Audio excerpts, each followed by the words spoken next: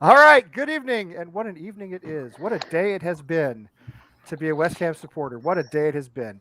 Welcome to American Hammers TV. Welcome to the West Ham Week in Review, Sunday afternoon. We usually are going to try to do this at 6 o'clock Eastern on Sundays. Today at 7 because I had a family birthday party and I just got out of the pool. That's why my hair's all slicked back. Anyway, um, so yeah, welcome to the show. Welcome to American Hammers TV, part of the American Hammers Network. All the stuff we always talk about at the beginning. Check out ahtv.threadless.com, ahtv.threadless.com. I said it a little fast. That's where all our merchandise is now. We have some cool stuff, West Ham stuff, American Hammers TV stuff, all kinds of stuff. So check it out. It helps us keep our show alive. Okay, so when you buy stuff from us, like I've never made any money off this show, and I don't think I ever will. And I don't really care because that's not why I do it, but it helps us do stuff like pay for the streaming platform that we're on. So anyway, um, also I know a lot of you have contacted us about getting on the show, about getting shows, but we're working on it. All right, we want you all to be on. We want all West Ham fans all over the world to come here and talk about West Ham with us. So we're going to get you on as soon as we can. Okay, I know Tim has probably reached out to some people. I don't actually have access to the AHTV email anymore. I think they kicked me off of that. So but Tim and Alex in Mississippi, I know they have access. So anyway, we'll get you on. And what was I going to say other than that? I don't even know because you know what? I'm just buzzing. I'm buzzing. All right, who's with us tonight? We may have more people joining, so don't be. Wally's with us. First of all, good to see Wally. Didn't see him last week. Glad he's here tonight. The King, Peach is here. I see Peach up in Canada. Right next to me is our prepper Cockney James from East London. How you doing, James? Wonderful, mate. Really good. Really good win. Great win. Well, great as we talked about right before the show started. Great second half. First half, everybody's a little like, what's going on? From down near Baltimore, crab cakes and football, Lucas. That's what Maryland does. I once heard in a movie. It's Lucas. How you doing? Fucking fantastic. You got the Padres going tonight, huh? I had a thing to do after the game, so I kind of had to throw something together. I just threw it on, but yeah. No, that's good. It's good. Slam Diego, baby. I used to like their old bell hats in the 80s, 70s, and 80s with the bell on the front, kind of, you know. I'm a big Tony Gwynn guy. Tony Gwynn, absolute legend, one of the greatest players of all time, no question about it, and still underappreciated.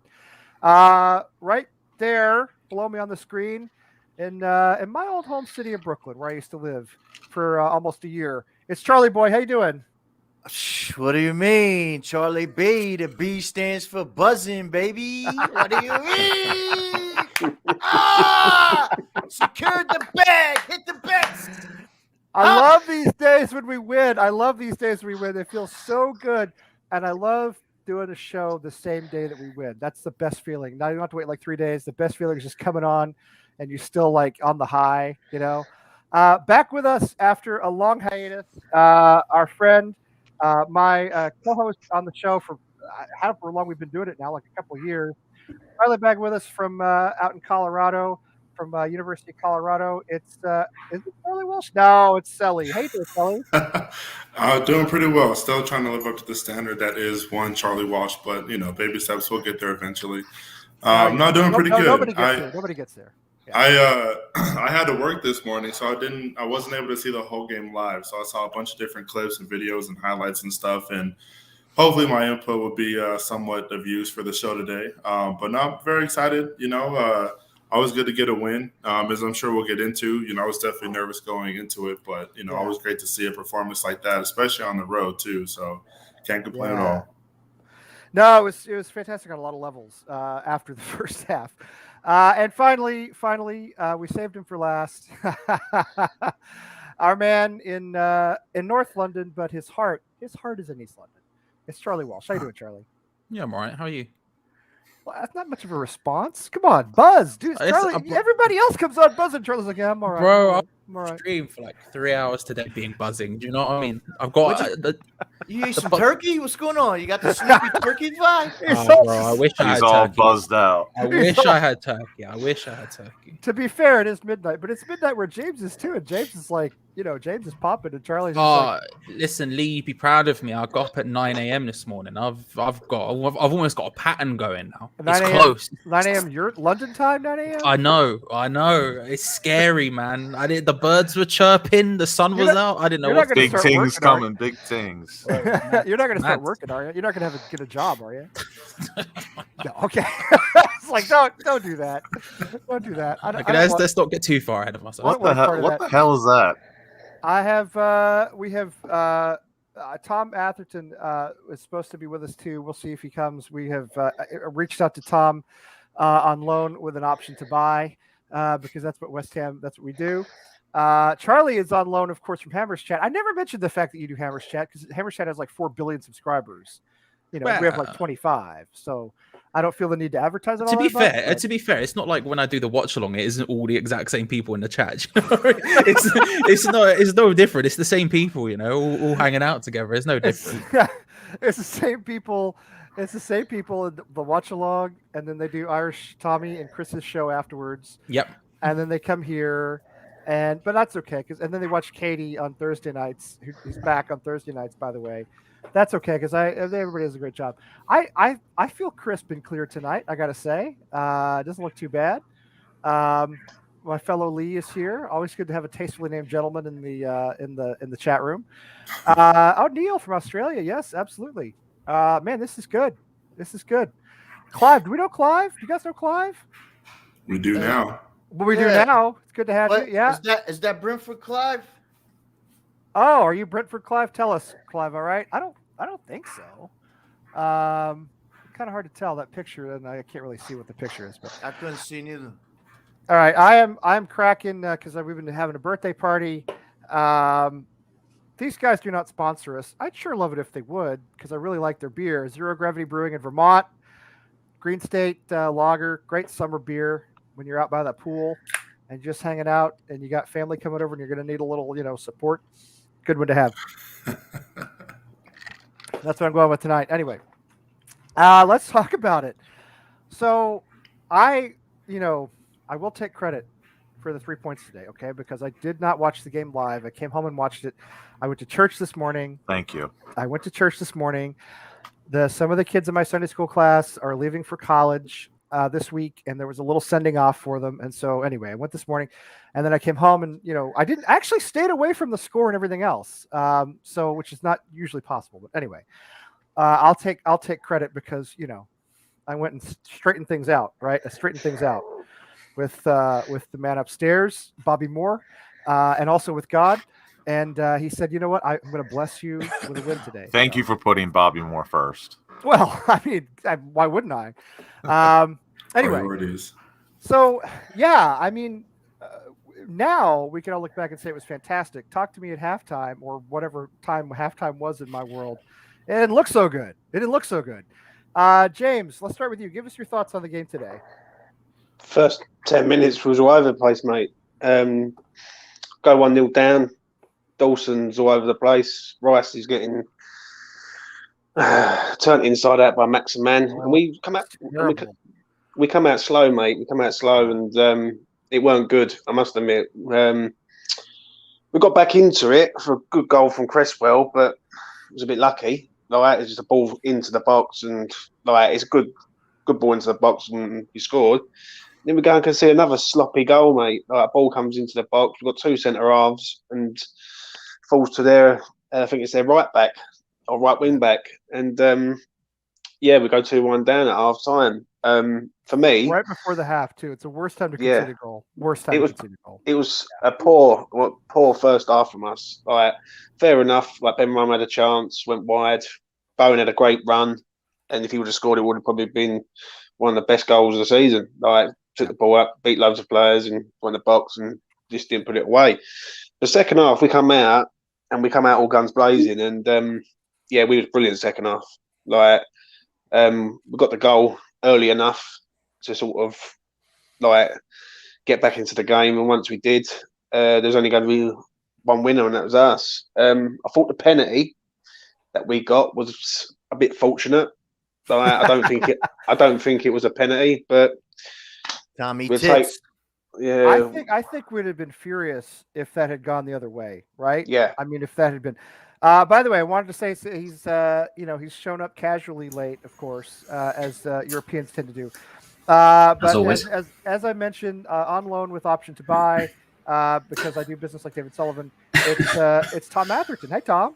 Hello, how are we? Nice to Well, see you all. we're doing really well, actually. We're doing It's a big, really, big, big, really well. big group this evening.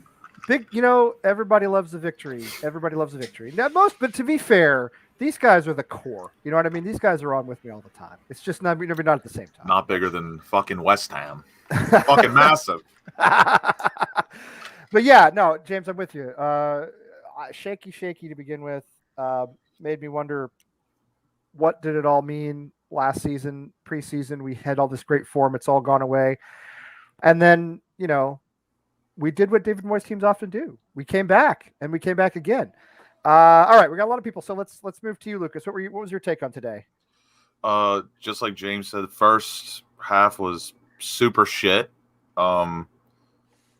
Fortunate to get that penalty and the first goal. I mean, I don't even think Newcastle was playing like that well, but we just looked so bad. Fucking Callum Wilson, of course, always fucking scores against us. I fucking hate there was it. never any doubt that was going to happen. Like, it's And inevitable at this by the way, point. Lukaku's back in the Premier League too, so just go ahead and Hat talk trick a goal for incoming. Chelsea before every Chelsea match we play, he give him the goal.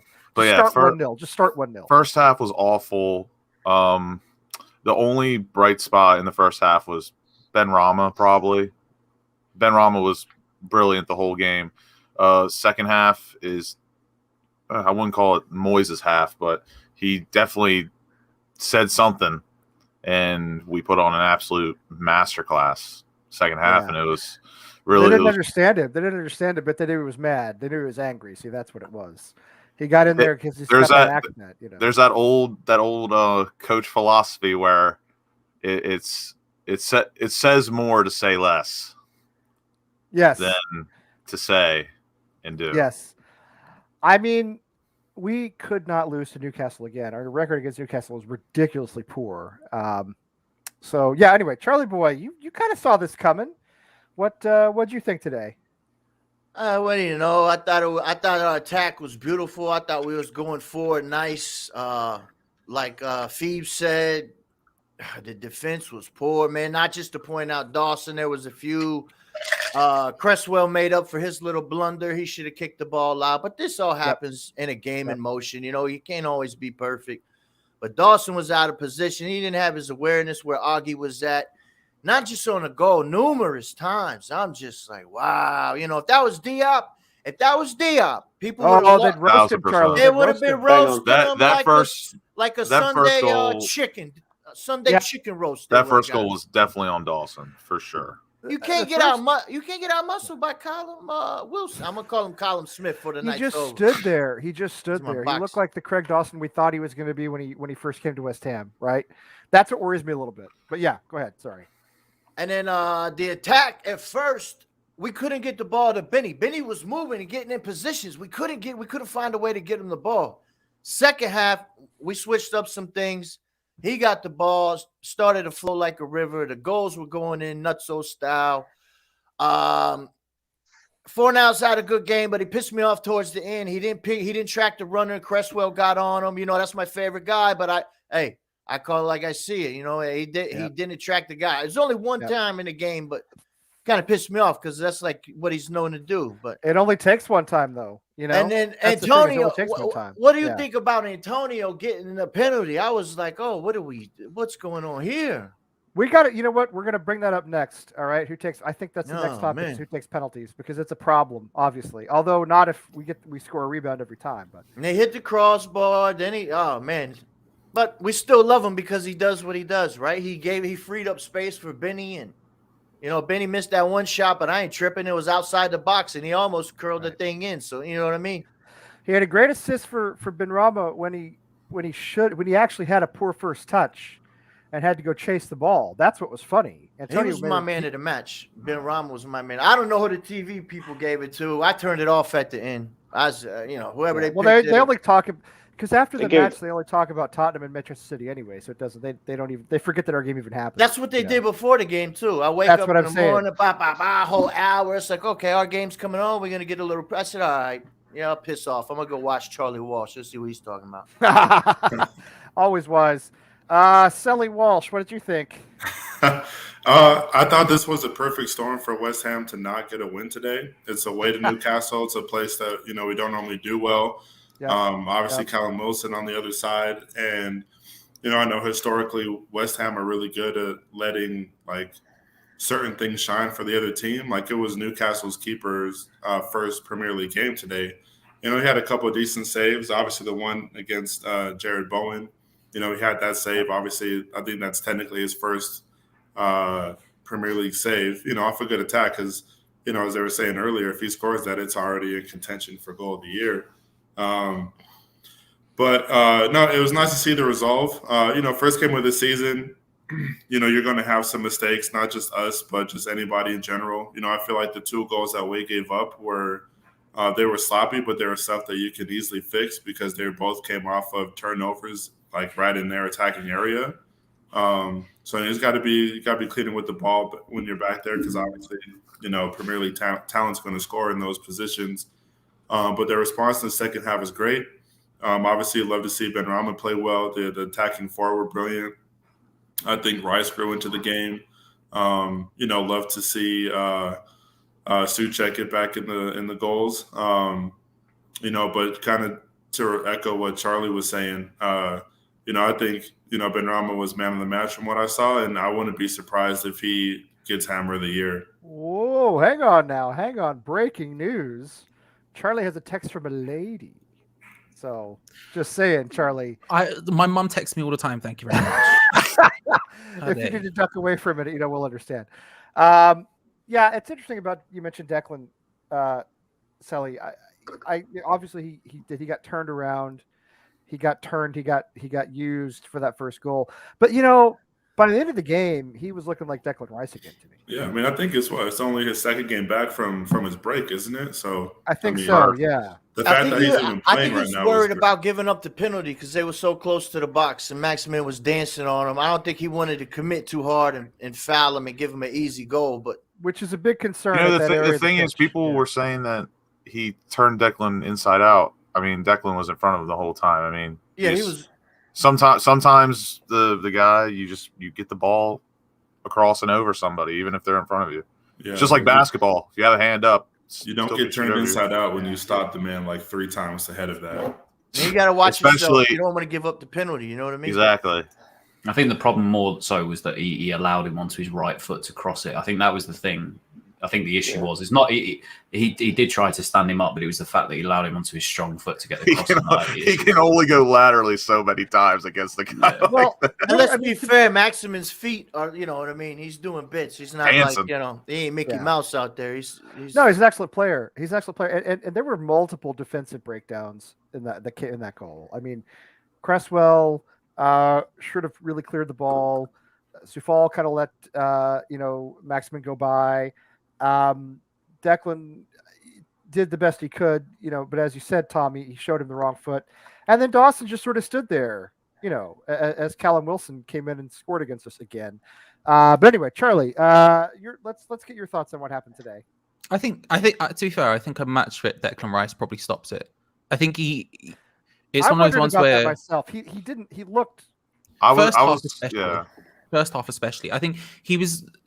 St. Maximin was turning left and right in the most OTT fashion possible. It was like watching someone playing FIFA. It's like, bruv, can you stop for 5 seconds?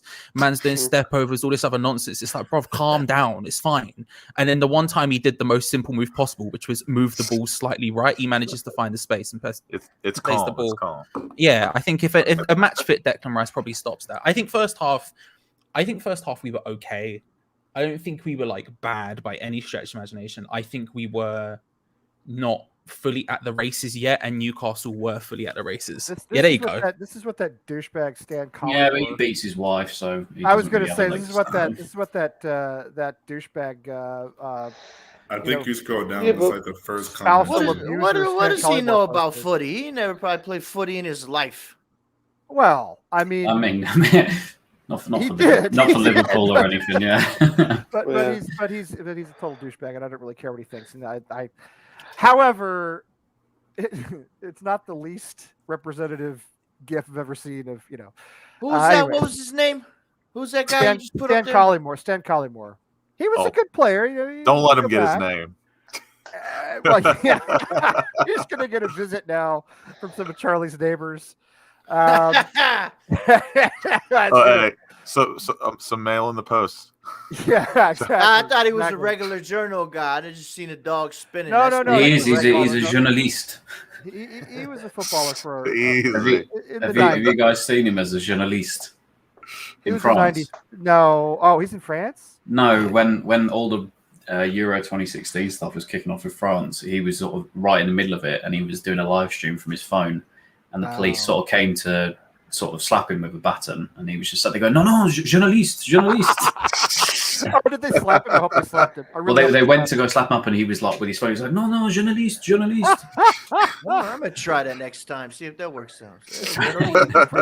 Surprisingly brutal. They're more brutal than you might think. Being French, they're more brutal. Anyway, Charlie, I'm sorry. Did you have more stuff to say? I'm sorry, I cut you right No, off. I think first half we were all right. I just think Newcastle were firing on full cylinders, and we clearly weren't fully at the races yet. And I think I was relatively confident going into the second half we wouldn't play as bad as we did in the first. Mainly just because I felt like we've been so good in preseason that I think it's one of those things where like there was a bit of shell shock and then we could turn it round, and I think that's what we did. Yeah. I don't think the first half was as bad as everyone else thinks it was. I think we were just like I don't know, Charlie, struggling mate. to get the gears going. I don't know, like when you can't defend a simple cross, and we've got two centre halves in there who We never basically defend crosses. That's what we do. Yeah, I know. we have a defensive manager in charge. It's not like we should be able to defend or anything. I don't know. Lawrence, I haven't seen your mom, but about? I mean, I would be willing to take a look at that. And finally, sorry it took so long to get to you, Tom. What were your thoughts? Yeah, no, it was obviously bogey team, so it was very nice to go there. It was obviously the first time we've won there. I think I saw the stat in first day on game the opening season in 5 or 6 years. This is what Arthur said here is kind of incredible, and I did not realize this. First time to score 4 goals at their ground in the Premier League era. That's go back almost 30 years. And this is our first win in our last. This is our first win in our last 5 against them. Yeah, I mean, they kind of were largely responsible for knocking us out of the Champions League places last season. So this was not one that I thought we would actually go win, especially with 55,000 Geordies wearing their wearing their barcode shirts. Anyway, go ahead, Tom. Sorry. Yeah, no. I was just going to say no. I think it was obviously a game of sort of 2 halves in a way, but even then, I thought in the first half, I thought we did dominate possession really well. I thought game opened up a little bit more in the second half because obviously when we sort of brought it back to 2-2, I think they realised that they were in almost, they needed to keep scoring, obviously. And I just think it just shows how dangerous and how deadly we are as a team on the counter-attack. And I think, when Antonio's fully fit and he's making those runs in behind, he's just an absolute handle to deal with. And then obviously if you've got the pace and the creativity of Benrahma on the attack, it just makes everything flow, and he pulled everything together. And I thought he ran the show in the second half and towards sort of the latter end of the first half as well. And I know obviously Sky Sports gave Antonio man of the match, but for me, I think, and pretty much every other West Ham fan, it was probably Benrahma today because he just absolutely stole the show. So no, everybody I think on social media said Benrahma. Yeah. I think it's good to see. I think the best thing I think for me today was that the players that we needed to score and sort of get off on the front foot. If we've got a Mikel Antonio that's got confidence scoring goals, the fact that Benrahma has a goal and assist already, it's obviously same for Antonio. I was a bit disappointed that sort of Bowen didn't chip in, but I thought Fornals, and Bowen at times both, created and looked really, really positive. So I think, do you know what? Usually when, the week after we'd go and we'd play, somebody like a Leicester, and we'd probably think that we may struggle, but I really think that we'll be able to take it to them against Leicester now. And, hopefully in the next few weeks, we're kind of, rebuffed by some new signings and, it'd be positive. But I think today, the one thing that's shown me, I think if Craig Dawson starts, I know he has obviously had his moments last year and he did look a lot better than previously what we've seen him. But unfortunately now he's some of those mistakes have been creeping in the last few months. This isn't just a new thing. This is last few months of the season. I think so long as he stays in the team, I can see us conceding goals. But for the first time in a long time, I think that we're capable of outscoring pretty much 15, 16 teams maybe in the Premier League. Starting to become a trend. Exactly, and it doesn't look difficult for us. We are creating goals, we are creating chances. Everybody thought we weren't going to be able to create with Lingard in the team, and having Ben Rama slot in there, and he's quite apt to take that position over from Jesse in behind or out wide or wherever he feels like he's going to play his best. But I honestly think that we're good for at least sort of 2 to 3 goals a game at the minute, and I think that's the most positive thing, is that we have so many good attacking players that both can create and finish off. So no, other than a few defensive frailties that you'd expect from sort of like the first game of the season, get the cobwebs out, I thought we actually played really, really well in the second half. Yeah, and I'll tell you, let's not discount. I think you're absolutely right. Let's not discount that we walked into one of the biggest, loudest grounds in the Premier League, full of fans. The first time these guys have played in front of a crowd for a year and a half, or however long it's been. Angry fans. Going on 2 years. I think the boys outsang them today. I don't care what anybody says. We always do. That goes without saying. Newcastle, Next angry question. fans. They had the Harry Potter joint going. I mean, this was their first home game back after COVID. It's a big day for them, all right? They were and they scored after 5 freaking minutes, and they were expecting, a party and a celebration. And what impressed me the most was that we kept our nerve, kept calm, went down, equalized, went down again, equalized again, and then scored 2 more just to ice it. I think that's fantastic. And I'll say what I said all last season: the pre-Moyes West Ham never did that. I don't know how far you'd have to go back. I just hope he don't paper over the cracks, though, Lee. That's the only problem that I have with this. Well, because that's a legitimate concern. I mean, does it mean that other teams will punish us if we defend like that properly? Like, I understand what people are saying here, but if you defend like that against Leicester next Monday, they'll do us. We'll be 3-0 down before we can have anything. We can't keep coming back against these teams. Like, the penalty that we got was lucky. Like, anyone who if that would have been against us, everyone in the chat and everyone in this panel tonight would be going absolutely berserk, saying that is never a penalty. So, like, I know I just hope it don't paper over the cracks, mate. If I'm honest, Dawson, not for me. He's a backup defender at best, and at the end of the day, problem. He is a problem. And James, remember, we talked about this all last season. He was a problem by the end of last season. As soon as he signed the permanent contract with us, his form dipped and it never came back. Basically, when he was loaned to buy and he had to prove himself, he was brilliant. He was fantastic. We just need competition. Well, we need signings. We still need signings. Yeah. Well, He was a big fall too last year when we played Newcastle, I think at home. St. Maximin ran at him like twice and just got around him, with ease. The old Dawson clip is what I like to call it. And what I was going to add was James is totally right. Any other team of a little bit more quality than Newcastle, we're down 2-3-0 without a doubt. But I would say the one positive today is I don't mind slating anyone on the team. I love Declan Rice as much as the next guy. But first half, MIA for sure. And then to be fair, I didn't think he came alive in the second half till about 60th, 65th minute. So having that happen and we still came back and won 4-2, I think that's a huge positive light for us. I think the big thing is with the Dawson situation, I think for me is because obviously, as literally Anvil takes the words from my mouth, I think the Ogbonna-Dawson partnership, there's not a lot of pace behind there. And sometimes, even though I think with Diop, even though he does have his moments, at least he sort of has somewhat of a recovery speed that maybe necessarily Dawson and thing you don't have. And I think Milenkovic, realistically, or even Saleta Sarr, or even Zuma, because, I've seen him in the past make some lung-busting runs going forward. I just don't think maybe what we gain in set pieces from the likes of Dawson, I think we lose out, especially if we're being hit on the counter-attack. And for me, I think I don't think he's a bad squad player, and I think he could do well in the Carabao Cup or the FA Cup or come in for injuries. I really wouldn't be trusting him in Europe at all, because I think, some of the pacier, more creative players in Europe, especially with what seed we are, and potentially going against one or two very good teams, he is really going to get exposed because unfortunately his sort of ceiling, shall we say, is the Premier League, and it's not exactly good enough realistically for Europe. I mean, as we mentioned before, if you go back to last season, he went into a dip in form. He's never really recovered. He's looked like the player we thought he would be when we signed him. Everybody forgot. Well, brought him in on loan originally. Everybody forgot we even had him in the squad. I mean, he was a total afterthought until all of a sudden we needed him around December. Then he came in and he played really well. And he played really well until he signed permanently. He triggered that permanent signing, and then he's never been any good since, basically.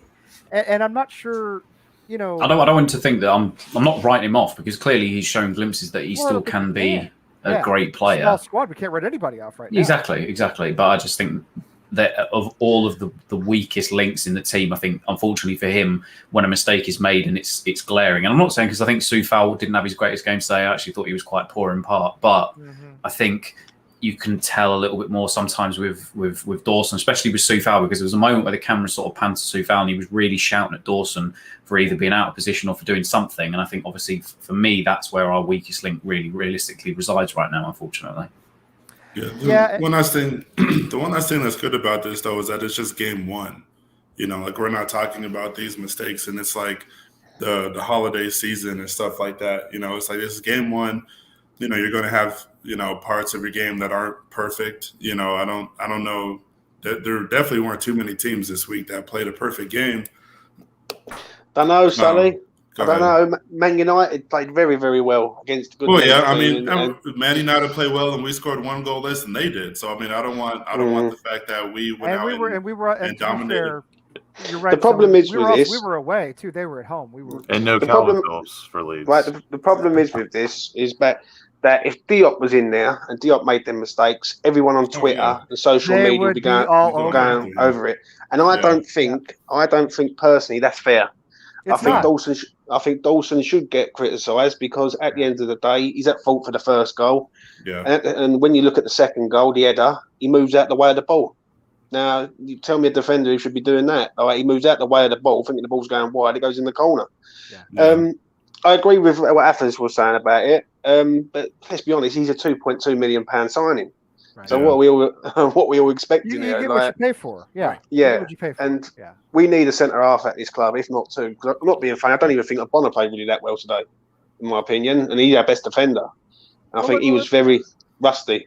I have not lost faith in Issa Diop, and I never lost faith in Issa Diop. I thought his first season with us was very good. He's regressed since then. But he's still a relatively young player. And then you hear like Leicester are talking about buying him to replace Wesley Fofana, who's broken his leg. They're talking about paying tens of millions of pounds for him. And I'm like, well, he must not suck if what is now pretty much a top six club in Leicester. Well, they've already addressed their issue with Vestergaard. Well, in a matter of a week. But if it's true, well, that's because they have owners. Right? And scouts don't go looking at stats. They're looking at his mobility. They're looking at all different type of things. And they probably say, okay, we could work on this. What he does have, we could utilize that. I think it was more Southampton that were interested in rather than Leicester. Well, I don't know if I read that about Leicester, and that may not have been true. And of course, this goes back, a couple of weeks. But if a club like Leicester is looking at him, he must not be that bad a player, is what I'm saying. I think he's still. How old is Diop? Is he 25, something like that? He's 24. 24, yeah. He's a young player, especially for a center back. Those guys can go on for a long time. I've never been ready to write him off. And I mean, honestly, I was a little surprised when I saw We can't afford to write him off. We can't afford to write anybody off. I was surprised to see Dawson in the starting 11. And I think Diop. We can't afford to write Craig Dawson off either, to be fair. Well, that's true. Can I just say, I'm sorry, Ray. I'm doing it on Pokemon Go right now. I apologize. Oh, what is this? Listen. What is this? A bit of lockdown fondly. You can't. Ray, what are you doing? You can't knock a bit of Pokemon Go. Squabbles into this highly professional. There you go, Ray. We have going here. Come on, I'm sending it to you, Ray. There you go, Ray. Ray, I don't know, man. I don't know. You got something. Let's forget the fact that he also nicknamed one of his Pokemon Rice, just because Ray, he can. We only talk about West Ham on this show, okay? We never We never. Yeah, We right. never stray Right. stray off topic So ever. unless you have Never. unless you have something to say about West Ham, Ray, you need to shut it, okay? Because we only talk about West Ham. You know that. You Yeah, know that, Ray, right? God, Ray. Honestly, you need a little more discipline. No, okay. So I don't even want to. So I mean, would you put Issa Diop in the starting 11 next week? Would you I you would rather see have him put than him in Dawson? today and next week for sure, just because, to the point made earlier, he's just quicker. Granted he, has his faults, but I mean, he can make it a little bit more challenging for players like say Maximin and, and other, players with pace. Because I mean Dawson, there were a couple times that St. Maximum, exposed him like everybody thinks that he exposed Rice. Christ, and next week you've not only got Vardy, but if they bring Pats and Daka off the bench, we may actually see somebody killed on the pitch in Dawson because he is just more than lightning quick. Oh, no, Yeah, someone's Diop- doing The flying salmon will be killed. The thing about Diop, and James mentioned this, and I think it's a really good point. I think it's James who said it. He does make mistakes, but he's able to recover from those mistakes. And often when you see Diop make a mistake, it does not end in a goal. It ends in him recovering and going back and fixing it, I think, anyway. Whereas with a guy like Dawson, if you get past Dawson, I mean, He'll just 2-foot tackle you for a red card. Exactly. The thing is, I think at the end of the day, I think is as well, it's more on Moyes, because obviously I think with Moyes, realistically, more than anything, I think it's a trust thing, because I think we've seen that, and I'm sure as our resident stalker in the top there, James will let us know with Ben Rama that it was Yeah, but was Tom. Moyes, The thing is, though, mate, I wasn't wrong though, was I? I wasn't wrong about Ben Rama. No. But I'm saying I think Moyes' issue with Ben Rama was his defensive work rate wasn't as high as he wanted to see. But we saw today there were a few instances in which his defensive work rate was very, very good. There was a couple of times when he'd come back. So I think if the trust is there with Moyes, and I think Diop in the past, especially last sort of year with Moyes, he has let him down a few times. I think when he's played, he's not really performed under Moyes as of yet, even though somebody said he did have a very good pre-season, which is true. And I think I don't think Moyes is stupid. I think he realises that he does have a very good young talented centre half there. I mean, yeah, slightly stupid, Charlie, but I think he realises in the long term there is a good centre half there in Diop, and I think as long as we can see him a couple of times, I think he'll trust him in Europe specifically. I think Diop and Ogbonna will be the European partnership, and hopefully if he can gain that trust in Moyes, I think we will start to see him week in week out. Do you think he gets criticised though, Tom? Easily, Diop. He gets easily criticised for doing minor things. But I'll say it's minor things. I think that there have been a few instances in the last few years where he has made some stupid, reckless challenges, or he hasn't been defensively in the right position. But the thing is, I've said that about Ogbonna in the past. Like when I think it was Ogbonna's second and third season, it was like real syndrome that he just every time somebody came to the box, he was just looking to go straight for the back of them. And I think. Yes, he's made some mistakes, but the positive is that he has youth on his side, and he'll learn from that, and he'll mature and he'll grow. And I wouldn't say it's unfair criticism, because I think everybody's there to be criticised if they don't perform as well. And I think rightly so. I think his performances in the last couple of years, especially for the money we paid for him, I don't think it was good enough. There was all this hype around him, and the first sort of 6 months of that first season he came, and Mourinho said he's an absolute monster, because it's true, because he was absolutely amazing. Wait a minute. God. Wait a minute. God, Ray's here. Wait a minute. Who is this? Son, get on camera. Where are you? Raymondo. There he is. Ray Force. How long do you think it's going to take him to realize his music?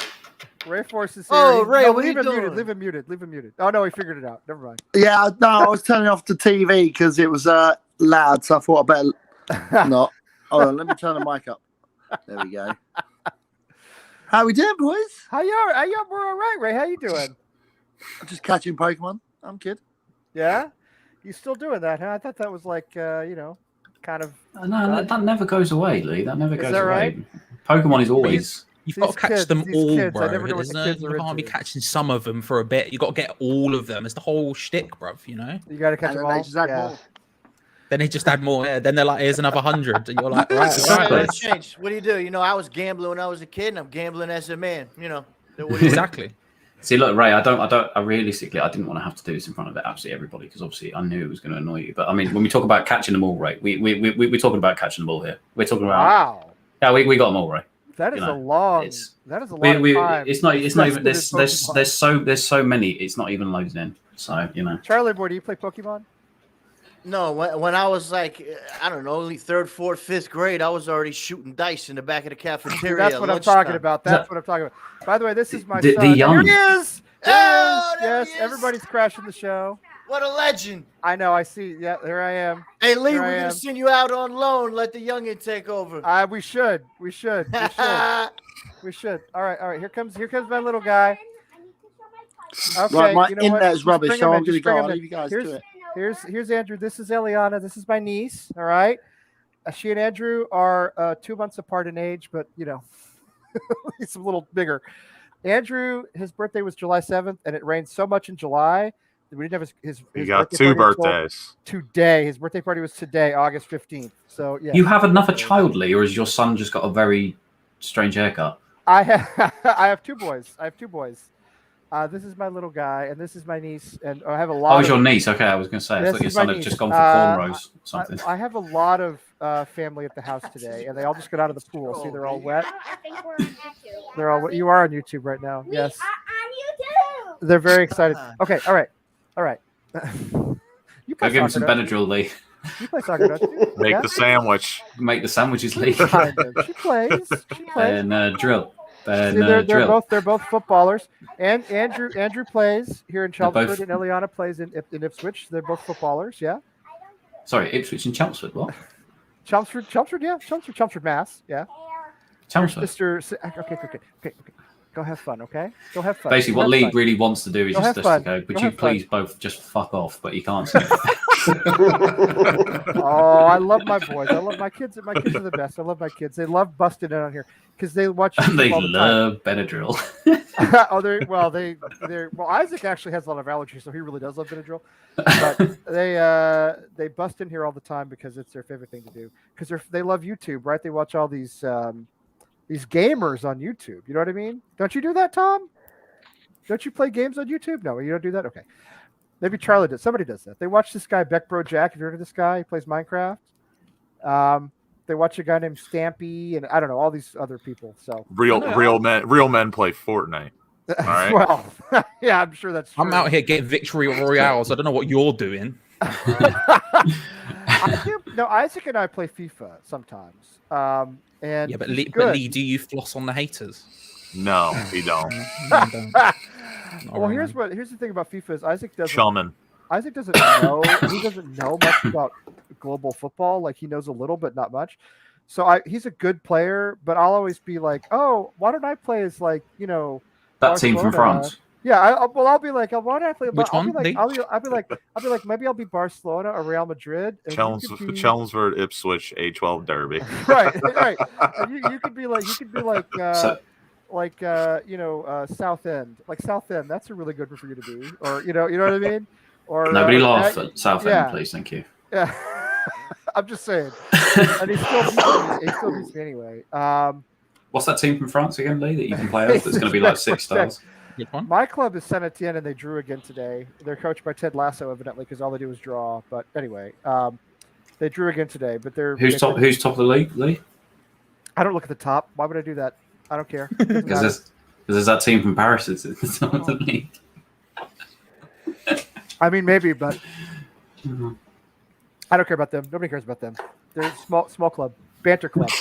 All right, what were we talking about? I don't know what we're talking about. Mean What were we Well, talking about? one thing I was kind of curious about, looking at, and I know I asked this question knowing what the answer probably is, but let's say Lingard comes back, which I know all of us would love. If the attack is as good as it is right now for the rest of the season, where would you put him in? That's a great question. I wanted to bring that up. I'm glad you brought that up, Sally. One, do you want Jesse Lingard back? Two, where does he fit into this starting 11 right now if you bring him back? And for the record, I do want him back. But yeah. Well, I do too. Yeah, I do too. Anybody jump in? You I guys- think, look, I don't want him back that much, but if he's here, I'm not exactly going to out of 10, how much do you want him back? 4. I mean, Oh. like the thing is, right? Is I don't. It's obviously not because I think he's a bad player or anything. Because I think Jesse Lingard's a good player. Obviously, we've seen it happen when he's at his best. He's very good, and it's not even that I'm sitting here thinking he's not going to be at his best for that long or anything like that. Obviously I think he will be, but I think it's just a case of like we can get better and younger for a cheaper price. And at that stage, I'm thinking resale value. Like, can we go and get getting Jesse Lingard is great, but can we afford to spend that percentage of the budget on Jesse Lingard when we could spend a smaller amount of the budget, especially if we're talking about players who improve the first team? Like we've already spoken a lot about like the centre backs today. Like I still wouldn't cry if we got a left back. I think There's, the like, a price lot of is things. huge. The price is very Yeah, important. it's a lot Yeah, of money. exactly. If we Potentially end a lot of like, money. don't get me wrong. 1st of September, Jesse Lingard's here. I'm not going to sit here crying myself to sleep because Jesse Lingard is a good footballer. I was one of the people who, when he first came here, was super supportive of him before he went on a purple patch.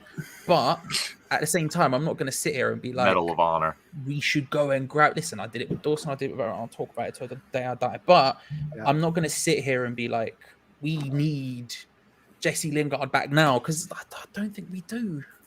I don't think we do. But if one It's player a gets thin injured, squad, though, Charlie. Yeah, it's a thin squad. I was going to say the same thing. Go ahead, James. It's one of Yeah. the only positions we actually have backup in. Lanzini but and Yarmolenko on the bench. Don't get me wrong. I'm not saying it's enough, but I'm saying actually we need to prioritize and be like super flipping. Like this is the thing. I appreciate David Moyes' stance of, we only need people who are going to compete for the first team. I appreciate the stance of, well, we shouldn't waste money when we don't need to. I appreciate the stance of, well, at least we're not getting all these Will Help Salthouse clients. But attacking midfield is one of the only positions we still only have backup in. Everywhere else, we had 2 centre-backs on the bench today. One of them was Baptiste, who was never coming on. But let's be real. In what scenario are you going to bring 2 centre-backs on? And that's like, we have a youth team striker, but he didn't even make the bench. So clearly we need a forward. Like, I'm not going to sit here and like say if we get injured. Yeah, if we get injured, we're kind of screwed a little bit. But at least that's the one position where we have a first team person waiting in the wings. Whereas there's very few where we have that. Personally, I think if we can get him for a good fee, I want Ben Rom to play with Lingard. I want to see a front four with pace going either side. I think it's catch-22 because I don't think as soon as Lingard comes back, Ben Rama shifts because Fornals for me is one of the first names on the team sheet every week. So yeah, but I don't understand that with Fornals. I really do not understand. He created more key chances than anybody else in today's game. With but what does he do? Like, does he assist people? No. Does he score a lot of goals? No. Like, let's be honest, people were slagging off Ben Rama last year, saying he don't do them sort of things. Don't forget, Fornals has been here nearly 4 years. Be 4 years in next summer. We're a counter-attack team, and we got to apply pressure. Nobody presses on the team like Fornals. And when the Frank McAvinny, they asked him, who impressed you the most on the team? My man said Fornals. He didn't say anybody. He said the man is great. You could go goals and assists. He's not going to get a lot. He's handcuffed to Cresswell. Yeah, but as a left-sided winger, that's what he's playing at. Right. Yeah. But that's where they put him on the picture in front of the game. That's not how Moyes. Listen. But let's be honest here. Let's be real. Let's be really. He has really more final third passes than anybody on the team, bro. Yeah, I know, but let's be real honest here. If we're a better left back, I am honest. I'm not dropping Fornals for Jesus. You kidding me? I'm showing up with guns, bats, knives, everything, defending my guy. Listen, it's a game of positioning. It's not just about assists and goals. There's a lot of guys that just all right. Antonio scored a goal today. That doesn't mean he should get man of the match. They gave it to him anyway. Fornals. He pinned Murphy back today, and that freed Cresswell to go ahead and shoot in those crosses. If he doesn't do that, you have to know position to be able to do that. You got to watch. My man, his head is on a swivel. He's watching at all times where Cresswell's at and where the center mid's at. Other people, they'll stand square. They won't get in the right place to even receive the ball. The man will steal the ball. Yeah, but the thing is, Charlie, and that's how we score the goal. Cresswell. Then how are we going to get the counterattack? Cresswell's no good with pace. Guys? No, but Cresswell's no good with pace, mate. It's as simple as that. When he's up against fast players, right, he gets overrun. There's a lot of guys that doesn't have a lot of pace. No, but what I'm saying is, Fornals on the last 20 games, the only time he didn't track the runner was today, and that's why Cresswell yelled at him. Fornals on the left-hand side covers a lot for Cresswell because We're Cresswell's got arguing. no pace. Right? Cresswell's but got. but it's also that's what Moyes is asking him to do. So But I you also, can't, but yeah, this you is what I was can't gonna knock say. him I for also not, think, you know what I mean, being in the box all the time. It's just, it's not. I also think that's an realistic. argument to play Fornals, because out of the people we're talking about, Fornals, Ben Rama, Lingard, you can include Lanzini in it, you can include anyone at the club plus Lingard if you want. Fornals is the only one who's going to cover him consistently. He's the only person who's got the work If rate you've to got do a better it. left back, what I'm saying is, if you've got a better left back at the club, you wouldn't need Fornals in there, would you? Let's be Yeah, real but- here. Yeah, but to quote Right. Tom, if my grandmother had wheels, she'd be a bike. Do you know what I mean? It is what it is. Like I agree with you. Don't get me wrong. I 100% agree with you. I think we should get a left back. I've been saying this before the window. I like Well- Cresswell. I like him a lot. But let's not act like he isn't just a crossing merchant and that's Yeah. it. And that's fine So- because that's what he does in the team. But at the same Right. time, you need to be realistic and you say, well, we're looking at Lingard and you're saying you want to play Lingard and Ben Rama. If you're getting Lingard, A, you're not getting a left back, but also B, Fornals is the only person who's got that defensive work rate. Last season, Arsenal at home, we played that front four: Lingard, Bowen, Ben Rama, Antonio. Within the first 32 minutes, we was 3-0 up and we destroyed Arsenal. Well, I'm sorry, but all this hype about Fornals, yeah, he does a bit of hard work, yeah, but if you've got a better left back at the club, yeah, Fornals wouldn't be needed. Right? Because Fornals did all Lingard the could hard do work that. he did today. All that stuff we're always saying he does. He did all that today, and he also got an assist at the same time. Who's So- the assist, Charlie? I can't remember who Cresswell. assisted. Well, all right, he's passed it to Cresswell, and Cresswell's gone for a cross. It all come counts, shut. bruv. It all counts. Yeah, I know, Let's- but like, let's if you're not gonna act like we're not West How Ham here and come- we can't just How prove this shit. come, Like, how, Yeah, how come that was my position? How come I could see what man's doing? How come Frank McAvinny could see what man's doing? How come Roy Keane could see what he's doing?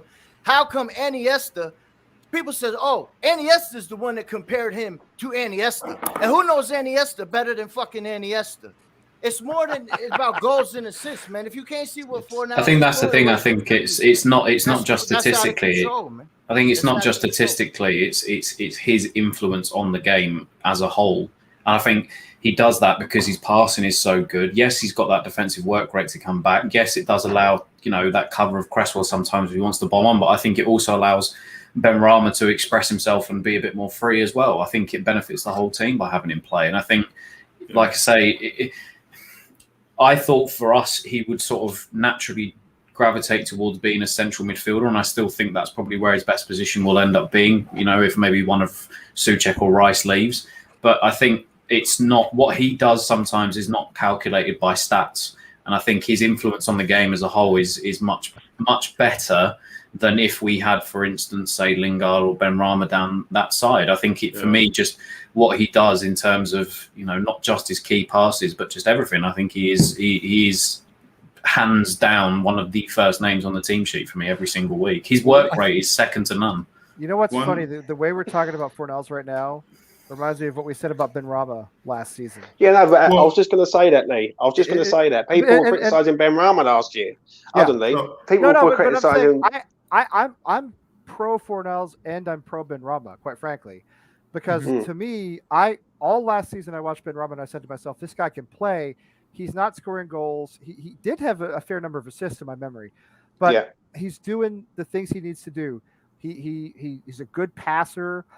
He has good vision. He doesn't lose the ball. He tracks back fairly well. Like, he's a good, complete David Moyes style player, in my opinion. And I think Moyes was trying to let him grow into that, Yeah. And now I look Well- at Fornals. I think of Fornals as being exactly the same way. Yeah. The only Well, one bang- with football bang on the IQ money. on this Go ahead, team Sally, go ahead. is Willie Fornals is Noble. That's it. Period. Well, The man knows the game of football, positions and levels of where to be. Hey, I tell you what, if you want to shake your head, you call up Frank McAvinny and you tell him he's wrong too.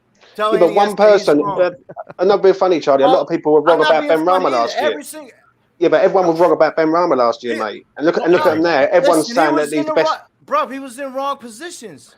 Yeah, no, but All right, everyone's saying He he's had the to best learn. thing. He had to learn. Let's give Also- Sally a also- second here. also- He's been let's very just He say had the most quickly, shots without just very making very shots, too. quickly Let's not forget before that. I hand it over to me. Let's not pretend everyone was. I'm super for Ben Rama. Out of the three of them, if I you're was saying too. if you can only play two of Fornals, Lingard, and Ben Rama, I'm leaving Lingard out. So let's not act like it's every because I would I too. think everyone looks at Ben Rama. I think actually like even people who I knew who weren't pro Ben Rama like I was have been looking at him in preseason and looking at him today. Like today, on the stream earlier, everyone was saying he should be man of the match. I saw.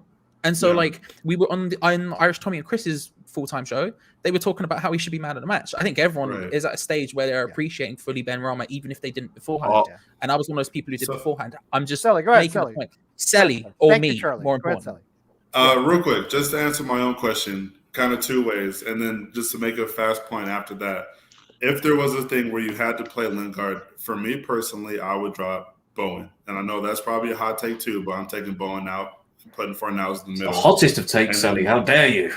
And then have Lingard and Benrahma on the sides. Now, I will say I have the same points as both James and Charlie B because, and you could play the tape back for both of them. I said the one thing people don't like about Fornals is he doesn't score because as a forward, that's what you have to do, and that's what people don't like about him. Yep. But everything else he does right.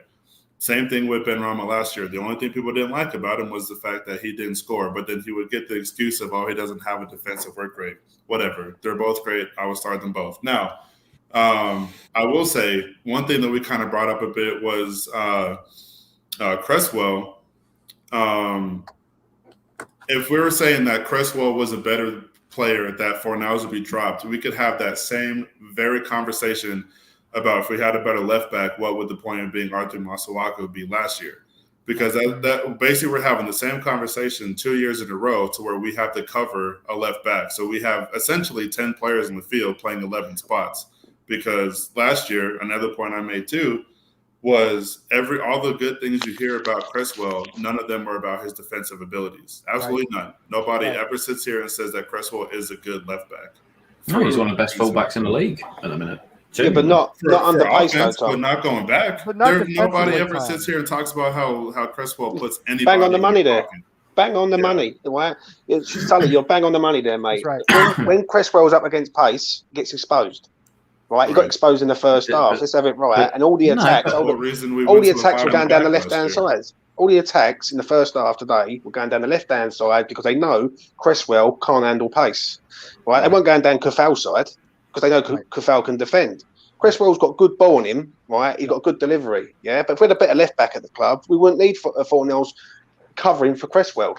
We'd be looking for but at the end of the day, you have to say though, we didn't end up sixth for no reason. Yes, he's got an incredible dead ball on him. He's an incredible set piece specialist, but defensively, all right, maybe not. He's not as capable as a defender as is Soufal. But I could say maybe the same thing for Trent Alexander-Arnold. He's a shit defender, but he's good going forward. But we all say he's one of the best fullbacks in the league. You can't say we're about six because Lingard scored 10 goals for us. Well, that's one of the reasons why we're six. It's not even the fact that. But we had to put in defensive performances as well. As I said, how many fullbacks in the league? How many fullbacks in the league are good at defending? Where Fornals but better at attacking. applied the pressure and stole the ball and got the shit in motion and he scored on a counter attack. All three of you guys are right. But let's also not forget the fact that a big reason that we were sixth is because Moyes switched to 5 in the back to cover Cresswell. Now, I'm not trying to slay Cresswell by any means because he's been a fantastic player for the club pretty much since he got here, especially his first season. But I mean, at the same time, I know it's hard to tell. Yeah. At the same time, I will say that if Fornals, I'm not hearing it. I don't care. I'm not slandering. I'm not saying Fornals. You gotta look what the system is and be like, oh, well, he doesn't score goals. He wouldn't have to play as deep, and his whole shit would be different. Sully makes on the same page. Sully makes a valid point there. No one mentions about how well Cresswell defends. Let's be honest here. And I mean, it's the same conversation we had last year about Masuaku. And again, Charlie, you and me are on the same page when it comes to Fornals and needing to be in the starting 11. I've been making the argument since the guy got to the team. But I do think that, maybe this, I don't know. I mean, obviously we had good performances last year defensively, and Cresswell, obviously, he is great going forward. And I like your point too about Trayanis, the TAA. I think that's a great point. But at the same time, I think a lot of our success last year was the fact that we were able to create a system that would cover for teams that would expose Cresswell. Yeah, but exactly right. But even if we look at the best teams in the league, the only reason, that we would say, all right, Trent's one of the best right backs in the league is because he is the sum of his parts, because the rest of the defence and that unit that sits in front of them are absolutely We are happy. incredible. And if, Yeah, but he has got Van Dijk. He has got Van Dijk beside him. Let's be honest. Right. no, but Like, at the same time, but we would say Ogbonna is one of the top 10 centre halves in the league right now, and I comfortably. And I think that first half, I think maybe we were a little bit more exposed defensively because Souček and Rice maybe weren't up to what we would say normal speed. They maybe weren't as covering as much ground. They weren't making as many challenges as what they were. But in the second half, as soon as they start doing those things, all of a sudden that defence looks a lot more assured. Yeah, no, I mean, if we did have Lingard on the team, I think ultimately it'd be a good problem to have because you look at the top clubs, Liverpool, City, United, whatever. I like options. Their bench is a lot of teams starting 11. I mean, when we played Manchester City last year away, they had a £500 million bench. Like, there's half the league that's not even worth £500 million. Shit, we could get sold for less than that. But at the same time, I think, obviously, it's like you said, Lucas said, options are great, and granted, not every fan is going to be happy with what the starting 11 is, depending on who gets dropped. But I think kind of last year, how we would switch to a 5 in the back for certain teams, I think there are certain players, Dawson to be included, that if you're playing pacier teams, they shouldn't play. Now, that's definitely spicy to say because that would mean that I'm saying take Cresswell out for certain games. And I don't know if I would do that because, again, he does have, incredible service. I'll look for him. No, let's get But, spicy. Let's get spicy. Chuck him out. Let's put Antonio left back. Let's go wild. It would be interesting to see what would happen if we had a left back that played the same style as Soufal, who didn't offer the offensive abilities as Cresswell, if that makes sense to say. But you wouldn't need the offensive abilities of Cresswell if you've got someone like a Jesse Lingard on the left-hand side attacking people. Well, okay. okay. You know what I'm saying? Right. I guess specifically when I say offensive abilities, I mean set pieces, right? Yeah. So like if let's say Cresswell was dropped for a match and we're playing whoever, it doesn't matter. Who would you have take free kicks?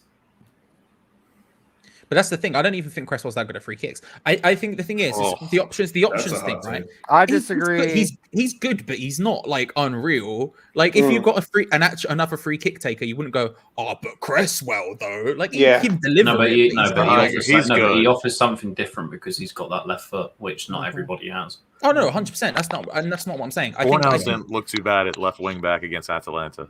when you look, get involved. Why not? I think when you look at the team, you're looking at options and you're saying, well, realistically, attacking midfield is one of the only places we actually have options for first team. And when you look at it in this lens of David Moyes banging on about how we only need players who can play first 11, which is suicidally stupid, but whatever. When you're looking at it through that lens, all of a sudden it makes sense why we're only talking about centre backs. Because the whole conversation we've had today about a game with which we won is, Dawson probably wasn't good enough. We could have played Diop, but Diop's had all of these issues. And it's like, all of a sudden, it makes sense why we're targeting the centre-back. Whereas, and that's kind of because even though centre-back, again, is one of the only places we actually have 3 Premier League centre-backs, let's say. Yeah, I mean, that's what's so funny is... Can I just quickly say, can we stop the Cresswell slander as well in the chat? Can we just appreciate how many goals that we scored from set pieces last year and how many of those he provided? Can we all take a moment to just appreciate the man? He was great last season. 11 but we can appreciate him last year, but this is a new season, mate. And today, on the left-hand side, today, in the first 15 minutes, he was getting exposed. No, but he wasn't. I can't understand that no one can see that. I think he does defensively. Because I tell you what, Sully made a banging point. Yeah, when do you ever mention about his defending ability? Just tell me anyone. No, but the reason that his partnership works with Fornals is because they sort of work in tandem together. I mean, fuck me, it's the same as like Aaron Wan-Bissaka. He can't attack for shit, but he's an incredible defender. Every single team in the league has at least one fullback that does one better than the other. A lot of people, they want a bit more pace in that. But I to be honest with you, I genuinely don't think that he's actually as bad at defending as people or you're trying to make out that he is, because he has that. Well, he is, though. Synergy because pace. No, he's not. Because pace kills him.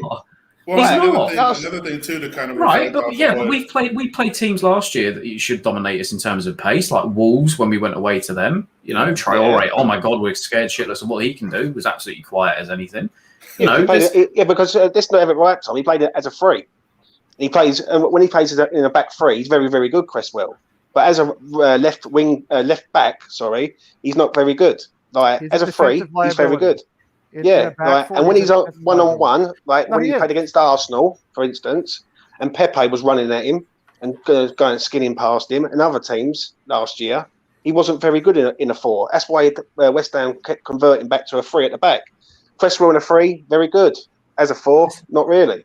Can I bring up my point that I said last season that everyone hated me for, that Cresswell was better than Soufal? Anyway, so the point I'm trying to make is that we have backup in the attacking midfield positions. Yeah, God forbid we criticise Soufal for having a shit game today. My God, he was worse than Cresswell was. Today.